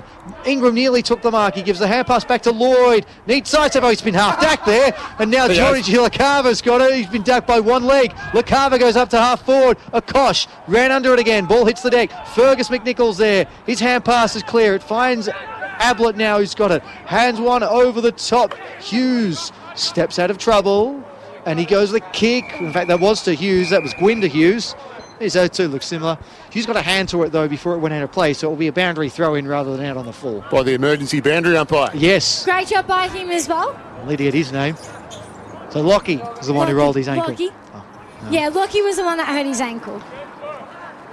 Soro again, little clipping ball and no one there, and Vason is the loose man in defence and he marks. He's had a bit of the ball in this last term. Yeah, he was playing that extra behind the ball. And that's what's going on here. Oh, going on. Well, Shannon was very close to his own players were in the area, so they're just trying to clear the area. Shannon was calling for the hand pass, but it was only a couple of metres away. So the umpire wouldn't allow play to resume until everyone had cleared the area, and that's going to happen now. So Willem Vason does eventually hand over to Shannon after all of that. He goes short to Karambarati on the back flank, standing on the 50. He's going to go with an all-or-nothing kick into the middle of the ground. Ablett, good mark. He's taken a few beauties today, Ben Ablett. Yeah, he's a great player, Benny Ablett. I love his story. Oh, and he's kicked it to a ruckman, and now he's got to bend down to pick it up, and that's not going to be easy. And he's handed it out of bounds on the full. Well, not on the full, but it's going to be a lasso free kick. Akosh to take it. Get back as quick as you can, Ferg. Stewart's got the match-up on Vason again. He's definitely got him for height and size down there. Yeah, they've actually got 3 on Stewart at the moment. They're triple teaming him now. and Hablett's loose in front as well, so heavily congested forward line. Ingram always steps away from Watson. He's going to hit up Grimley on the lead, who's marked just outside 50, and Stewart's still calling for it. He's happy to take on all 18 Snow Dogs. Where is he? Very troublesome distance this for Grimley. It's going to be a tough kick. So what you don't want to think is an effort that sort of lands in the goal square somewhere. You either want it carrying the distance or outside the goal square. Stewart's the only blue in the goal square against 4 Snow Dogs, and then there's 2 loose in front. Sam Grimley, the side act to all of this. He's only kicked 1 today, the first goal of the match. Been the decoy. He's going to give it a go. He's kicked it high. Ooh. It'll go close to the line. It was never really on line in any case. It's been knocked through for a rush behind in the end. The Uni Blues' first rush behind of the day. Doesn't surprise you when the scoreline reads 12-5 to 5-9. They've been very good in front of goal. Schumann gives the hand pass away from the kick in. And they've got a bit of space here. That's a nice kick. Set over to Ben Ablett. Kick up the line's gone over the head. There of Utica. Mark taken by Furphy, who's got Grimley on short. Instead, he goes long. He's looking for Stewart. Townsend was there. Soro was brought to ground. Hospital hand pass looking for Ablett. In truth, he's got to go down and pick it up now. Archie Sinnott did well. He's full on top of the ball. He'll want to get this one out. Yeah. And the umpire gives him the benefit of the doubt, or he was circling the umpire. He's thinking about it. Angus Ryan was actually holding that ball in on him as well, so he was trying to get it out, and Angus Ryan was kept sort of pulling it back in. And Grimley was held there by Soro, and Soro is protesting his case. Grimley sort of gave up on it a bit in the end, just stopped competing for the ball and started looking for the free kick. He got into the space, though, and he saw that Soro grabbed him, so you can't grab a player and rip him out of the way. That's just... So looking at that last kick, so you would think this will pull up again, Matty. So, but he's a long kick. And as he's done the Matthew Lloyd throw the grass in the air, check the socks. He's going through the full repertoire here. And he's a little closer to goal, probably a couple of metres closer, but... Very similar position. On a slightly tighter angle, Sam Grimley sets the kick on its way right on the arc of 50. And he's got the distance easily in the end. And some advice in the crowd to go with it. 1-1 for Sam Grimley today. Yes. You got to love the passion. You do. Well, that's what you want. You got to love it. Oh, and they're running themselves into trouble again here. The Snow Dogs, they're wasting no time with the kick in, and that's a dangerous kick, and a Kosh cut it off. It's now Furphy. He gives it away. The hand pass comes back. Taylor Duray almost within range here, but he's going to go to Townsend. No, play on was a call by the umpire. Good decision in the end. Yep. It hit the deck. Shannon over to Ablett. He's under a bit of pressure. He's looking for Utica, who's got to apply the tackle in the end, and a stoppage. That was a good decision there because the umpire would have been blindsided there. Yep. It was right in front of us, Matty, from our great vantage point here. We saw it, but the umpire in a different position to us, so that's a good pick-up from him. He was in the non-blind spot, you could call it. Non-blind spot. Non-blind spot. It's the sight spot. As in, you know what I'm trying to explain. I think I do. Yeah. He was in good positioning. Yes. Soro. He wasn't blindsided. Yeah. We've established that. Gwyn. Ryan. Oh, he nearly carried it around behind his back there. Short kick. Taken by Hughes, who wants to go up the line, and he does so with a nice kick. Delezio hands it over to Ben Soro, who goes short to Watson. No arm chop free kick. It was good defence there by Conway, who's got the patchwork done. He's got a new jumper and he's back out there. The hand pass from Akosh was no good. There's a strong fend off though from Harry Schumann that time. Comes back to Conway, who tries to intercept the hand pass. He's got to deal with Ben Soro, and the little fella does well to escort the Uni Blues fullback over the line. Boundary throw in, and we'll go around the ground. So you go for Abercrombie. Okay, so we've got Old Xavier 15-6, 96. Old Xavier, I've never called that before. Trinity 7-7-49. Type 1, Caulfield Grammar 10-17-77, Haileybury 10-7-67, Old Brighton 11-10-76, leading St Kevin's 7-14-56, and Uni Blacks 11-11-77, my favourite scoreline in football, and leading Old Scotch 7-5-47. So as it stands at the moment, the Blues will be in outright second position on the ladder. Big result for Matt Smith and his men. Teams around them dropping points. Doesn't happen very often when you're at the top end of the table, so it's a good day when it does take place. Free kick for St Bernard's here to be taken by the big fella Matt Soro. He just belts this one down the line, but that's straight to Conway. Probably not the kick you want. Easy mark. No. Hey, it works, it works. Yeah, that one didn't. That one didn't. Conway, oh dear, tell you what else. Turnover fest here. Bit of kick-to-kick going on here between the two teams. Hughes gives a hand pass away. Now, which Uni Blues player is going to mark this? Oh, in fact, it's going to be Ryan who's got it instead. Not the intended recipient. No, an effective kick. I think that's worth 3.5, I think they said, Ellie. Yeah. And then Ryan with a bounce, and he goes up towards full forward. Playing in front there was Conway, no mark. Rode by Ablett, straightens on the right boot, and the kick is not coming back. It's split the middle of the goal and point post. No. Wrong posts to split. Yes. The two middle sticks. He was running away from goal there and didn't obviously have a confidence in his left shoe. No left foot. No. All the best players have left foot. He's great player, Benny, but just needs to probably work on that. No one practices on their opposite side anymore. Speaking of good left footers, Taylor Duray with the ball in the back pocket now. And there we go, fourth quarter reference. Stewart, good mark. Unfortunately, miles away from where he needs to be marking that. How many of those? And he's just going to belt this one up towards half forward. Grimley got away from his man. Oh, he just didn't have the leg speed to get out to meet the footy, and puts the tackle on Fuller in the end. And the ball up, but this allows James Stewart a chance to drift ever closer to goal here. He's still stuck on 8. Stewart taps it back. Sinnott was there. Fuller couldn't keep it in play. The boundary umpire was hot on the whistle there. Well, the auxiliary boundary umpire. He was. Sorry for the He's done a great job there. He's been terrific. Let's have a good analysis of his technique here as he tosses this one back into play. Oh, look at that. Excellent. 10 Oh, out of 10 there. perfect.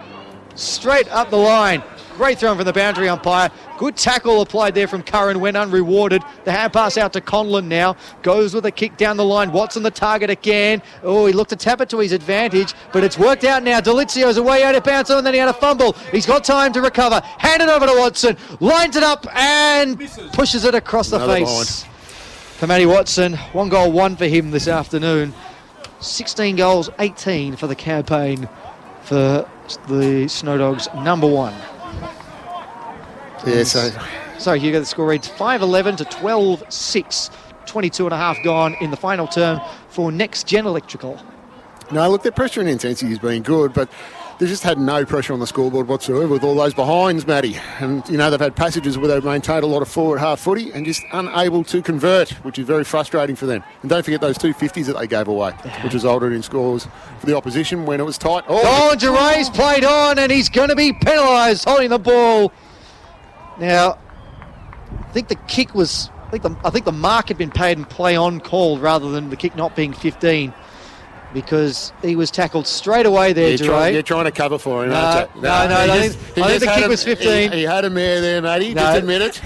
Don't blame the blokes around him. He didn't tell him he was hot. He just thought he had all the time in the world. They should have told him he was hot. Yes. Regardless, exactly. the free kick was a good tackle by Delizio, and he's rewarded with a shot at goal, and it's good. He's got his second this afternoon, Luke Delizio. A consolation prize for he, but he's battled tirelessly in the midfield for the Snow Dogs today. 6-11-47 plays 12-6-78. And 23 minutes gone here in the final term for Next Gen Electrical, focused on delivering renewable energy solutions such as solar farms, commercial rooftop solar and microgrids. Microgrids, very good. So we don't want to back over things, matey. But I did say Stewart would get 8 for the day, and he's sitting on 8 at the moment. Did you? Was that an official change Yes, for you, we Ellie, did. from 8 to 11? Or Yes, she did go 11. Yeah. Yes, she did. I should have stuck to 8. Well, Anyway. he kicked 2 in a minute in time on the third term, so I still want to believe.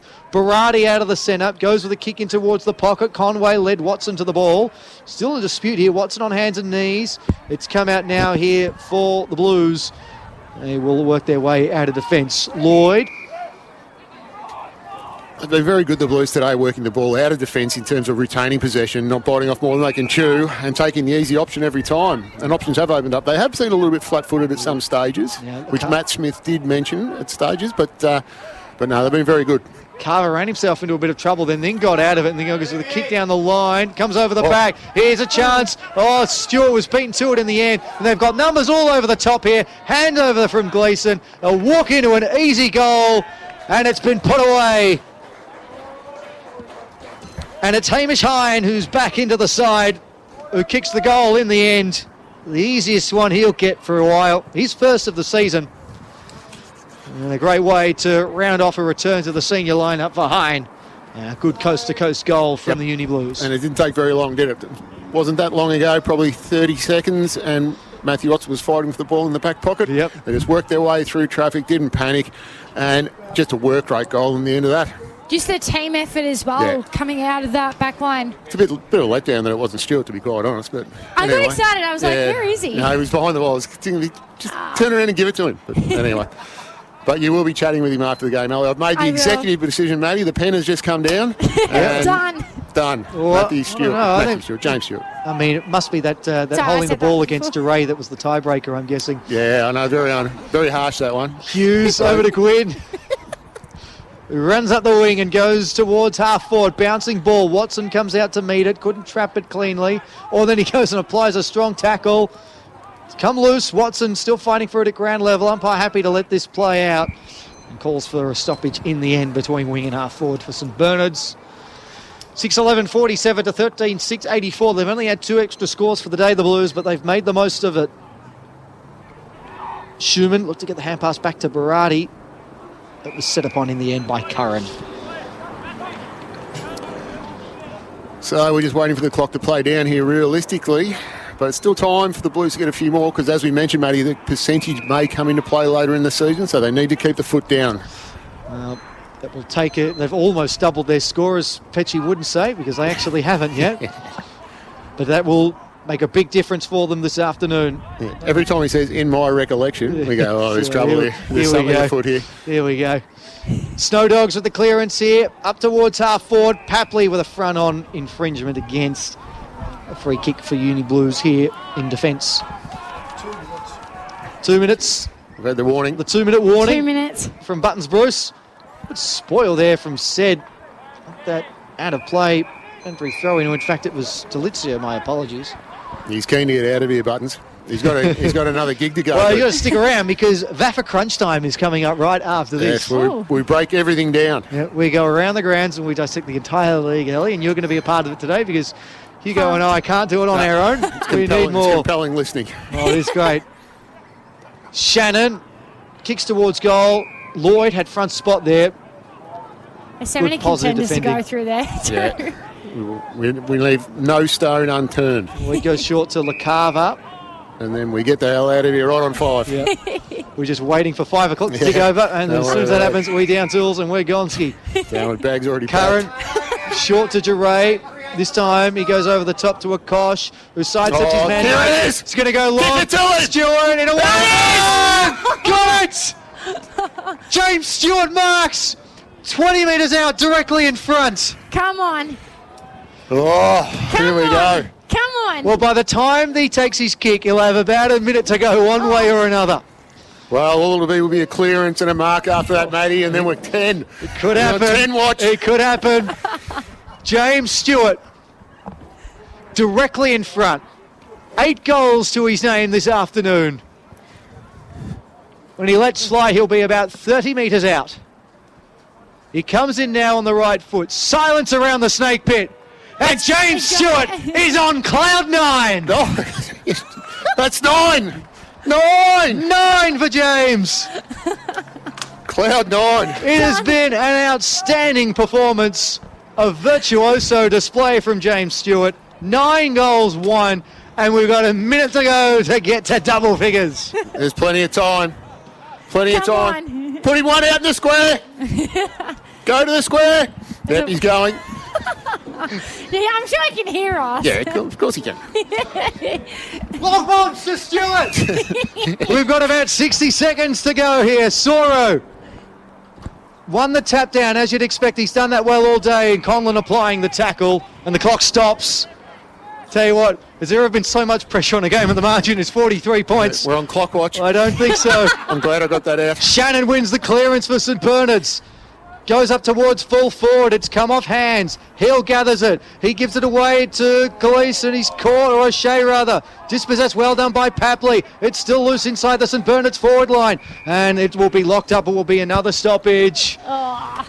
We're on clock watch. How long left? Come on. How much long? No one will know if you let the clock run an extra minute longer. No, that's it.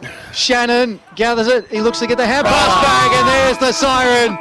Much to the dismay of the commentary gantry. Oh.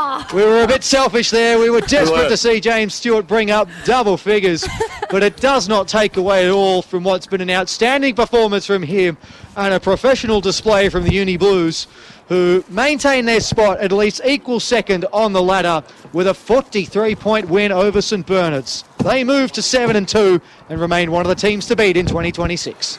Yes, that was a commanding performance from start to finish, Matty. The Blues, and they really have sent a message out to the competition that they mean business this year, because I would think that Matt Smith would think that it wasn't probably one of their best performances. They really had to grind that out at stages, but it was a commanding performance. And the Snow Dogs, look, they had their moments, had opportunities, couldn't convert. And when you can't convert like that, you're never going to win a game of footy kicking 6-11, but they had their opportunities. You're going to win a game of footy kicking 14-6, so they kicked 14-5 last week, 14-6 this week. Yep. So their accuracy's taken a bit of a hit. Yeah, they better work on that. But that's the way they do it as well. They're marking behind the ball. Their defenders are happy to play in front. They take the chance, and then they're not reckless with their ball from the back half of the ground, where it felt more like the Snow Dogs were a bit of a long kick down the line, trying to play for territory rather than possession. So very, very good performance by the Blues there, and now they stand second on the ladder, one out. So, you know, that's all. You can't ask more than that. No, and you're right in terms of they didn't have it all their own way today. There were times in the match when St Bernard's actually played pretty well. And when you look at the final score, 14-6-90 to 6-11-47, and we touched on this a couple of times throughout the program, that 20 scores to 17. Yeah. So certainly there were times when St Bernard's generated opportunities, but when you kick as straight as that 14-6 and you've got one guy kicking 9, I mean, that's sort of the difference because outside of that, they only kicked 5 goals for the match, Uni Blues. So James Stewart doing a lot of the heavy lifting, but St Bernard's actually showed a bit of promise at times in this one too. Yeah. No, they did. Their pressure work was outstanding. Their around the ground, their ball retention was really good. There was a really good performance. But the Snow Dogs, they just, they struggled forward of the ball. And Matthew Watson fought a load hand out there majority of the day as the target. But for a quarter or so there, they really opened up and they had multiple avenues for goal. Delizio, a few other guys, they kicked a few, and I think we got, he was very reluctant to come out of the group there, James Stewart. But, you kick 9, you get a little bit of media attention. Yeah, I was going to say, Ellie's got someone for the player of the match, Skins player of the match. The Pioneers are professional. We'll head down now. She has got 9-goal hero James Stewart with her. And he's reluctant to put the hat on. You got to put the hat on, Stewie. You got to put it on. We need a photo. Take it away, Ellie. Yeah, they said take it away. All right, thanks, boys. I've got James Stewart here, the absolute superstar of the day, I'm going to call it. James, you had an incredible game first half. What was like the messaging around the first half and then building into the second half? For our team, it was a fantastic win for us last week, and just to build off that momentum. Burnley's always tough down here at the Snake Pit, so lovely win. Rain held off. It was a good day for our boys. Yeah. And that second half, the way that you, I guess, punished St Bernard's as well, like building that pressure, going into was that something again that was emphasised going into the second half? Yeah, exactly right. I think there was a bit of feeling in it, which was good. And then just sticking to our fundamentals, and I think overall the boys will be pretty happy with that. But to build off the last couple of weeks has been really pleasing for our group. Now, you got 9, and us in the commentary area, we got so excited because we thought you were going to be on tongue watch, kicking those 10 goals.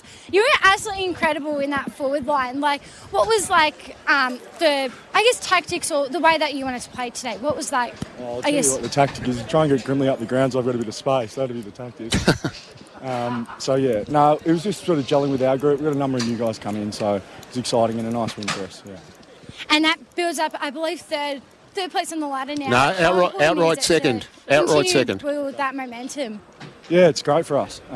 It's exciting. The feeling around the club's been fantastic. Probably the best it's been since I've been there. It's a lot of fun to come in Tuesday, Thursdays and game day. So hopefully we keep this up going forward, and it's exciting for us. Awesome. Congratulations on the win and keep up the awesome work. Thank you. Appreciate it, guys. Thank you. Thank you for that, James. Congratulations to him, the Skins player of the game, the Pioneers of compression. 9 goals for him, and we've got some clarity on the ranking points. So you get 8 points for a goal, Hugo. 8 points. 8 points for a goal, 4 points for an effective kick. So he's got 108 points just from his goals. James Stewart. That doesn't factor in marks or handballs or anything else that he's done throughout the course of the afternoon. It was quite interesting because you mentioned at the start of the day that he looks leaner this season, which you would think makes him someone who's able to sort of patrol up the ground and play the centre-half forward role as opposed to the full forward role and have Grimley sort of be the deep target. But today they sort of played it the other way around. Yeah, well, the separation they had was really good. What the being a little bit leaner enables you to do is to get around the ground more as well, because it is an aerobic game that we play. So it's not the old day where you just sit in the square all day as a deep forward. You've got to get up the ground. We saw him. He was up as far as half-back at some stages. And when you're leaner, you're probably a bit fitter. You can get to more contests. And it's a numbers game. So, but he wasn't like he sat in the square and took every mark there. He was moving around a lot. He was kicked that goal from the arc of 50. He's taking marks up around the ground. So very dangerous forward line that there. Don't forget you've got Towns in there playing third fiddle. And you can see he's the sort of kid who's going to kick 4 or 5 one day as well. Yeah, well, he's someone that would probably be a number one forward in other sides, in definitely. certain sides, Yep. the way that he goes. And I mean, this is all the side that's without Charlie Cotter. I mean, imagine what sort of havoc they could wreak when you add him to the mix as well. It's just a very, very, very potent Uni Blues forward line. It's got to be the best in the competition. Is there one that you can think of that rivals it? Oh, probably Xavier, I reckon. So they're similar in terms of you've got Delaney and McIsaac, but this one seems a bit more potent to me. I don't know, but it's more than just the forward line, though. You've got to have that midfield getting the ball down, and even from half-back as well. So that's where a lot of their forward entries are built, and we can break this down with Matt Smith when he comes up as well. But I was watching this today. So they'll get an intercept in the back half, then they don't panic, they retain possession, build, and then they sort of hit that half-back to wing position, and then it's that slingshot forward to give their forwards a one-out chance. And that's an easy sort of plan to have, to say, oh, this is how we're going to play. But if you don't have the players who are actually able to use the ball well enough to hit the targets, it can come unstuck really quickly. Yep. But they've got such good ball use in the defensive half that they can get away with using that style of play. No, it's a dangerous proposition when you're thinking that they're so efficient with the ball. And the Dogs put a lot of pressure on them today, and that was their focus coming into the game, that they had to apply pressure onto the key ball users of the Blues, and still they were able to maintain possession. Very rarely we saw long kicks down the line. This ground really suited them because, it's got a lot of space out there, and they used every bit of it. So it's impressive. The post-match we're into now, thanks to HASA, your trusted pair of hands dedicated to servicing your needs at every stage of a project, from planning through construction to completion. Matthew Donald's my name, Hugo Higginbotham Elly Kirlis with me this afternoon. What we will start with he's nearly fallen off his seats, which makes me think we've got to go around the grounds for Abercrombie. Hugo, what have you got for us? Well, it appears, I can do the other ones first. Oh no, I've just lost it. Here we go. No, I got it back. That's all good. Good. So we'll start with all the easy ones first. So, Old Zabs, 15-6-96. So just a bit better scoring than here. Beat Trinity 7-7-49. And I'll leave that one. So Brighton 12-11, back on the winners list. St Kevin's 7-15. Bad kicking, bad footy. And Blacks and Scotch. So Blacks 11-12-78. Only kicked a point in that last quarter. To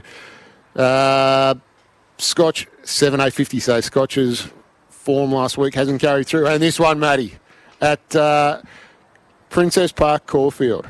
After trailing, Old Haileybury 12-7-79 have defeated Caulfield Grammar 10-18-78. Massive win. That's a big win indeed. Massive win. Absolutely it is. That is an incredible one. Another 1 point. Old Haileybury have been involved in a couple of those. They were on the wrong side of one against the Blues a few weeks ago.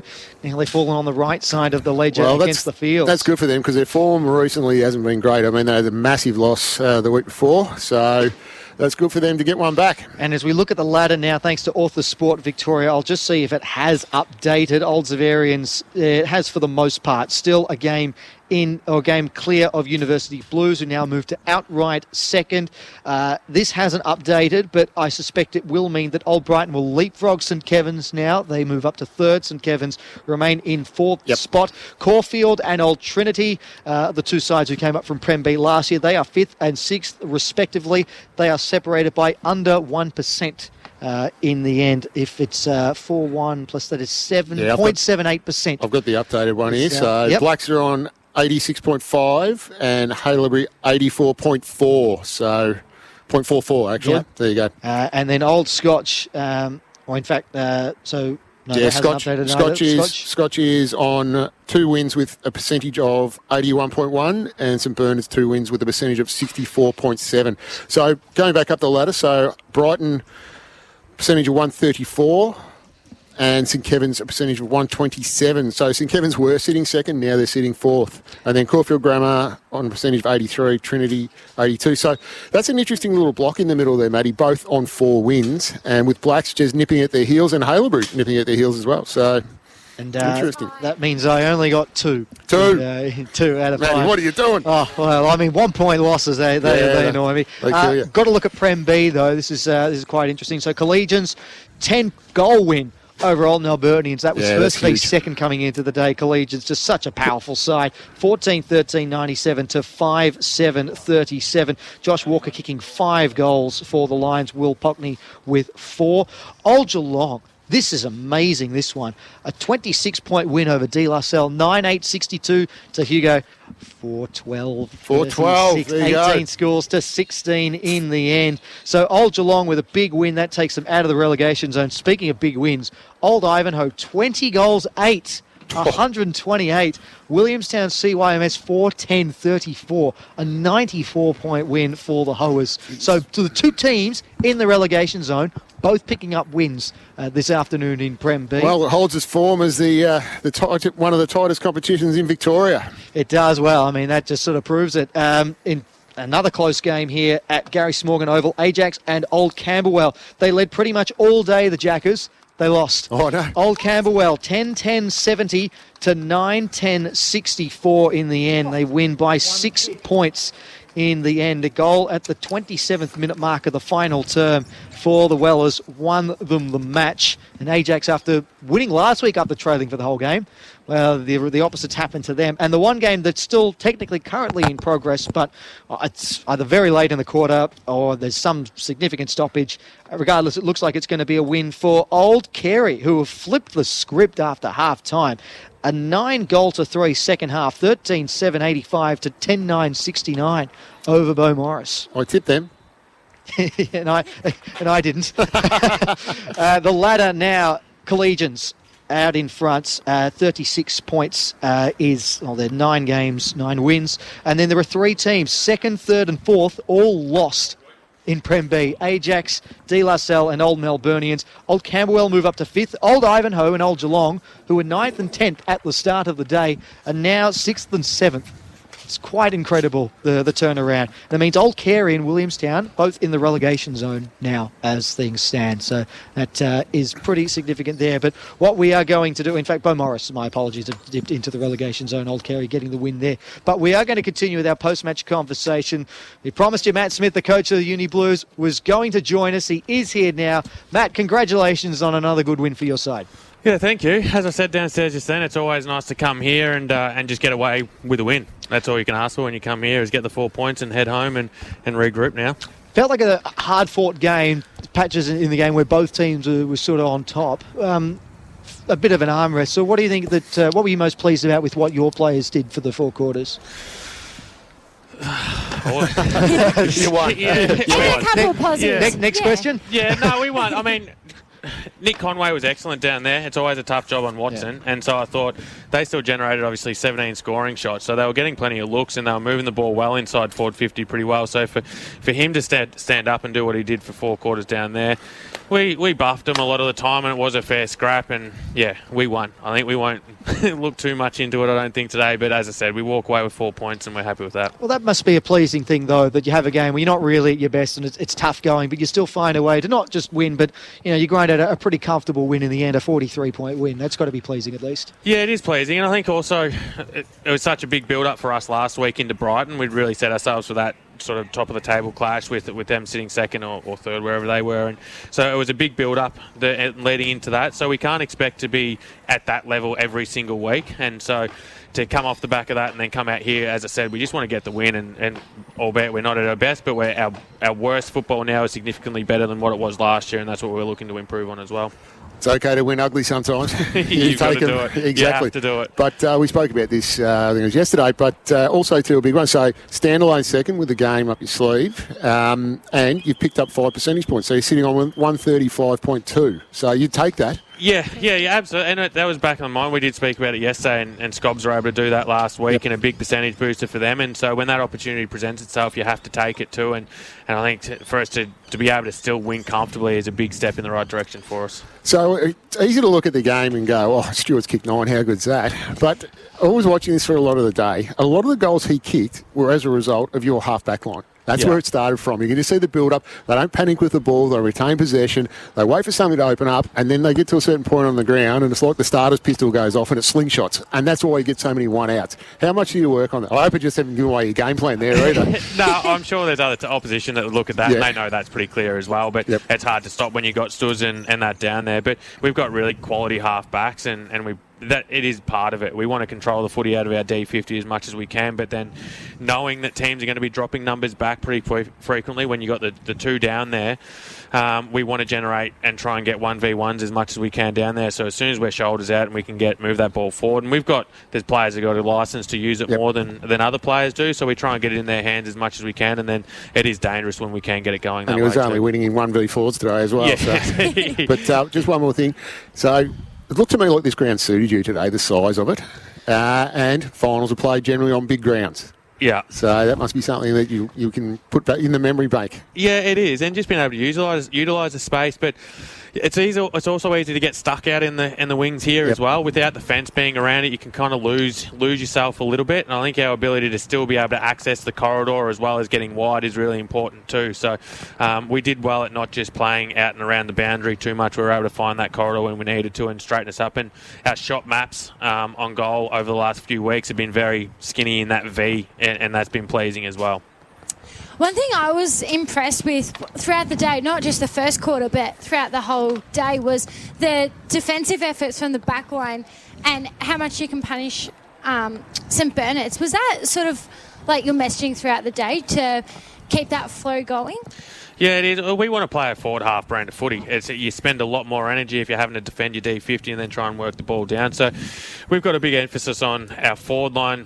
First and foremost is hunting. We want tackle pressure in that, and that makes the back line job a lot easier. If there's pressure on ball coming out of your forward 50, the backs can set up and structure up a little bit better, and then we can slingshot off the back of that as well. But they own territory for a large patch, and that was frustrating for us today, not being able to get it out of D50, but our ability to chop it off halfway or on our forward flank and get that rebound was really pleasing today as well. The other thing we noticed a fair bit was Matt Soro for them was terrific in the ruck. Ingra fought hard, but Soro won a lot of the hit-outs. But the midfield did really well to read the opposition taps. Was that a bit of a focus coming into it, trying to nullify Soro's influence in that regard? Yeah, but that's had to be a focus for us for the majority of the year at the moment. Like Tingram, he fights really hard inside, and he does his best is his follow-up work and everything. But we're pretty understanding most weeks when Joe Furphy isn't available for us.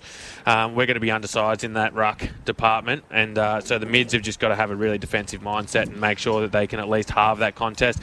They were off in patches. Like in that third quarter, I think they probably had 4 or 5 clearances in a row, and it looked a little bit easy for them, and we just went away from that hard 1v1 type footy inside. But they know that they've just got to do that. We don't have a choice around that, and we just have to fight hard in there to halve the contest.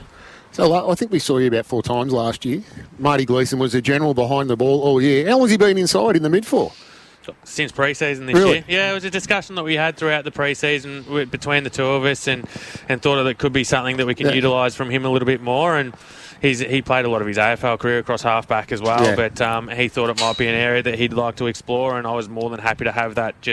We lost Matt Crocker inside, so he's obviously not playing for us, and he was that voice in general inside, I guess, and that composure. So Marty goes in and just plays that quarterback type role and just keeps us set, and he throws his body into it as well. Like, he's just so strong over the footy, and he just makes good decisions at good times. He seems like a bit of a hybrid. Sometimes he's a bit of an innie with an outie sort of. Sometimes he's on the outside, sometimes on the inside. But yeah, and because of his marking ability, like he's undersized, but he still plays. His marking he's tall as well, so his ability to read the ball and take a lot of intercept marks across the wing for us now, as opposed to having to do it at half back and then get ball in hand with him coming and using it into our forward line, is really good too. And our attention turns to next week, the University Derby. It'll be SEN's match of the day. You'll be able to listen to it on the SEN app. Always a big encounter.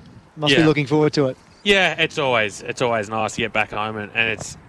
Again, it's one of those games that, regardless of where each side is on the ladder, it's always a competitive game. They're not too dissimilar at times to how Bernards play. They don't rely on clean skill all the time, but they're really good at scrapping and fighting really hard, and they give you nothing at all. So it's going to be much the same again today, I think, for us as to how we go about it. Well, we wish you the best of luck with it, Matt. Congratulations on the win today, and then best of luck next week. Thanks very much. Appreciate it, guys. Matt Smith, the Uni Blues coach, victorious Uni Uni Blues coach. His team moves up to second on the ladder with a 43-point win over St Bernard's here this afternoon. Now, as we continue our post-game, thanks to Hasa, we've got some categories we've got to get through here. The mark of the day, thanks to Kosh Living, we'll start with. James Stewart was leading at half-time with a 1-on-5 mark and then a juggler there. Can we pick a winner? Those two? Oh, geez, special mention to, was it Townsend out here with an almost? Yes, or that would have had it. That would have had it. That was name all over it. That was the almost mark of the day. And I'll go to my grave saying he held that. That was a mark. Okay. Yeah. No, but we'll give it to Stewart for the juggler, I think. Yeah, because he hasn't won enough awards today, James Stewart. Luxury, modern and designer outdoor furniture. The goal of the day, thanks to Essendon Ford. The Snow Dogs top end of the ground. No, there was the team goal that led to Stewart's mark in the goal square. 27th and a bit minute. Yeah, I'm no good at this. I'm no good at this sort of stuff. Yeah, the Stewart one. They won the ball and they ran a chain of hand passes up the ground. Stewart marked in the goal square and just popped it through for an easy goal. So he's got the trifecta then. Yeah. He's got the lot. Just give it all to Stewart. Look, when you kick 9 goals, I mean, you probably deserve it. Essendon Ford, proud partner of the Snow Dogs. If you're looking for a new or demo vehicle, just head to 330 Wirraway Road, Essendon Fields. 2 for 2, Hugo. Yeah, that one. Yeah, she's done well. Now, just in the old Haileybury win, I just want to mention against Caulfield Grammarians, Jurasekal kicked goals in the 26th minute and the 29th minute of the final term to win the game. There you go, my man. Big Jurasekal, good on him. I've seen him happy for him because I spoke to him last week after the game and he was flat. He was. Yeah. Hopefully we get guys back next week. And so that's fantastic for him. Geez, they're at home too. Speaking of their opponents last week, St Kevin's, that Old Brighton match, who does that one say more about the result? St Kevin's or Old Brighton? It's probably Old Brighton, to be honest. They're not gone. I mean, we were starting to write them off. We were thinking, they're going to drop another one. Do we get a false read on St Kevin's last week? Probably playing it undermanned. Maybe last week, but it was 6 wins in a row. Yeah. So last week maybe, but they were the better side. Oh, but absolutely. They kicked poorly today, but we don't know the context of how they're kicking the goals. Look, I just think it could be a bit of...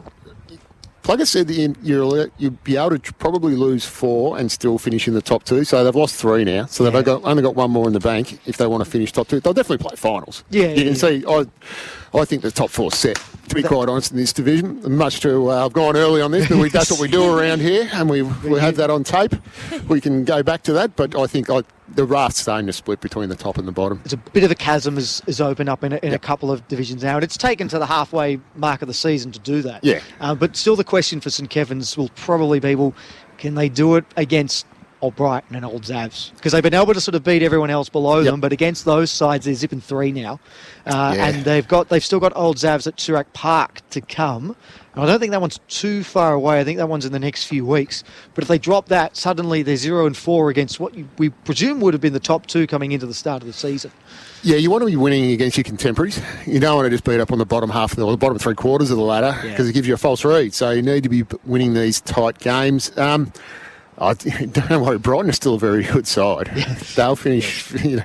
It's almost it's all poppy syndrome, which we're massive proponents of in Australia, especially in Victoria too. If someone's going well, you want to see them get knocked off, and maybe deep down inside, we want to see Brighton get knocked off just to make the competition a little bit more exciting. But they're still a very good side. Now I'm going to have a look at that because I want to see if Archie Manton played today, which I heard a whisper that he might have. Okay. So just chat amongst yourselves. This is great. This is great radio. Yeah, it is. We mentioned the ladder for Author Sport Victoria. Old Zavs still out in front of game clear, but now Uni Blues move out to outright second. Well, there you go. Archie Manton played today and he kicked 4. Only. Oh, well, I mean, to be honest, we've seen players kick 5, kick 4, but I mean, we just saw someone kick 9. Exactly. By comparison, they're just, kick 4. Do that by half time. Yeah.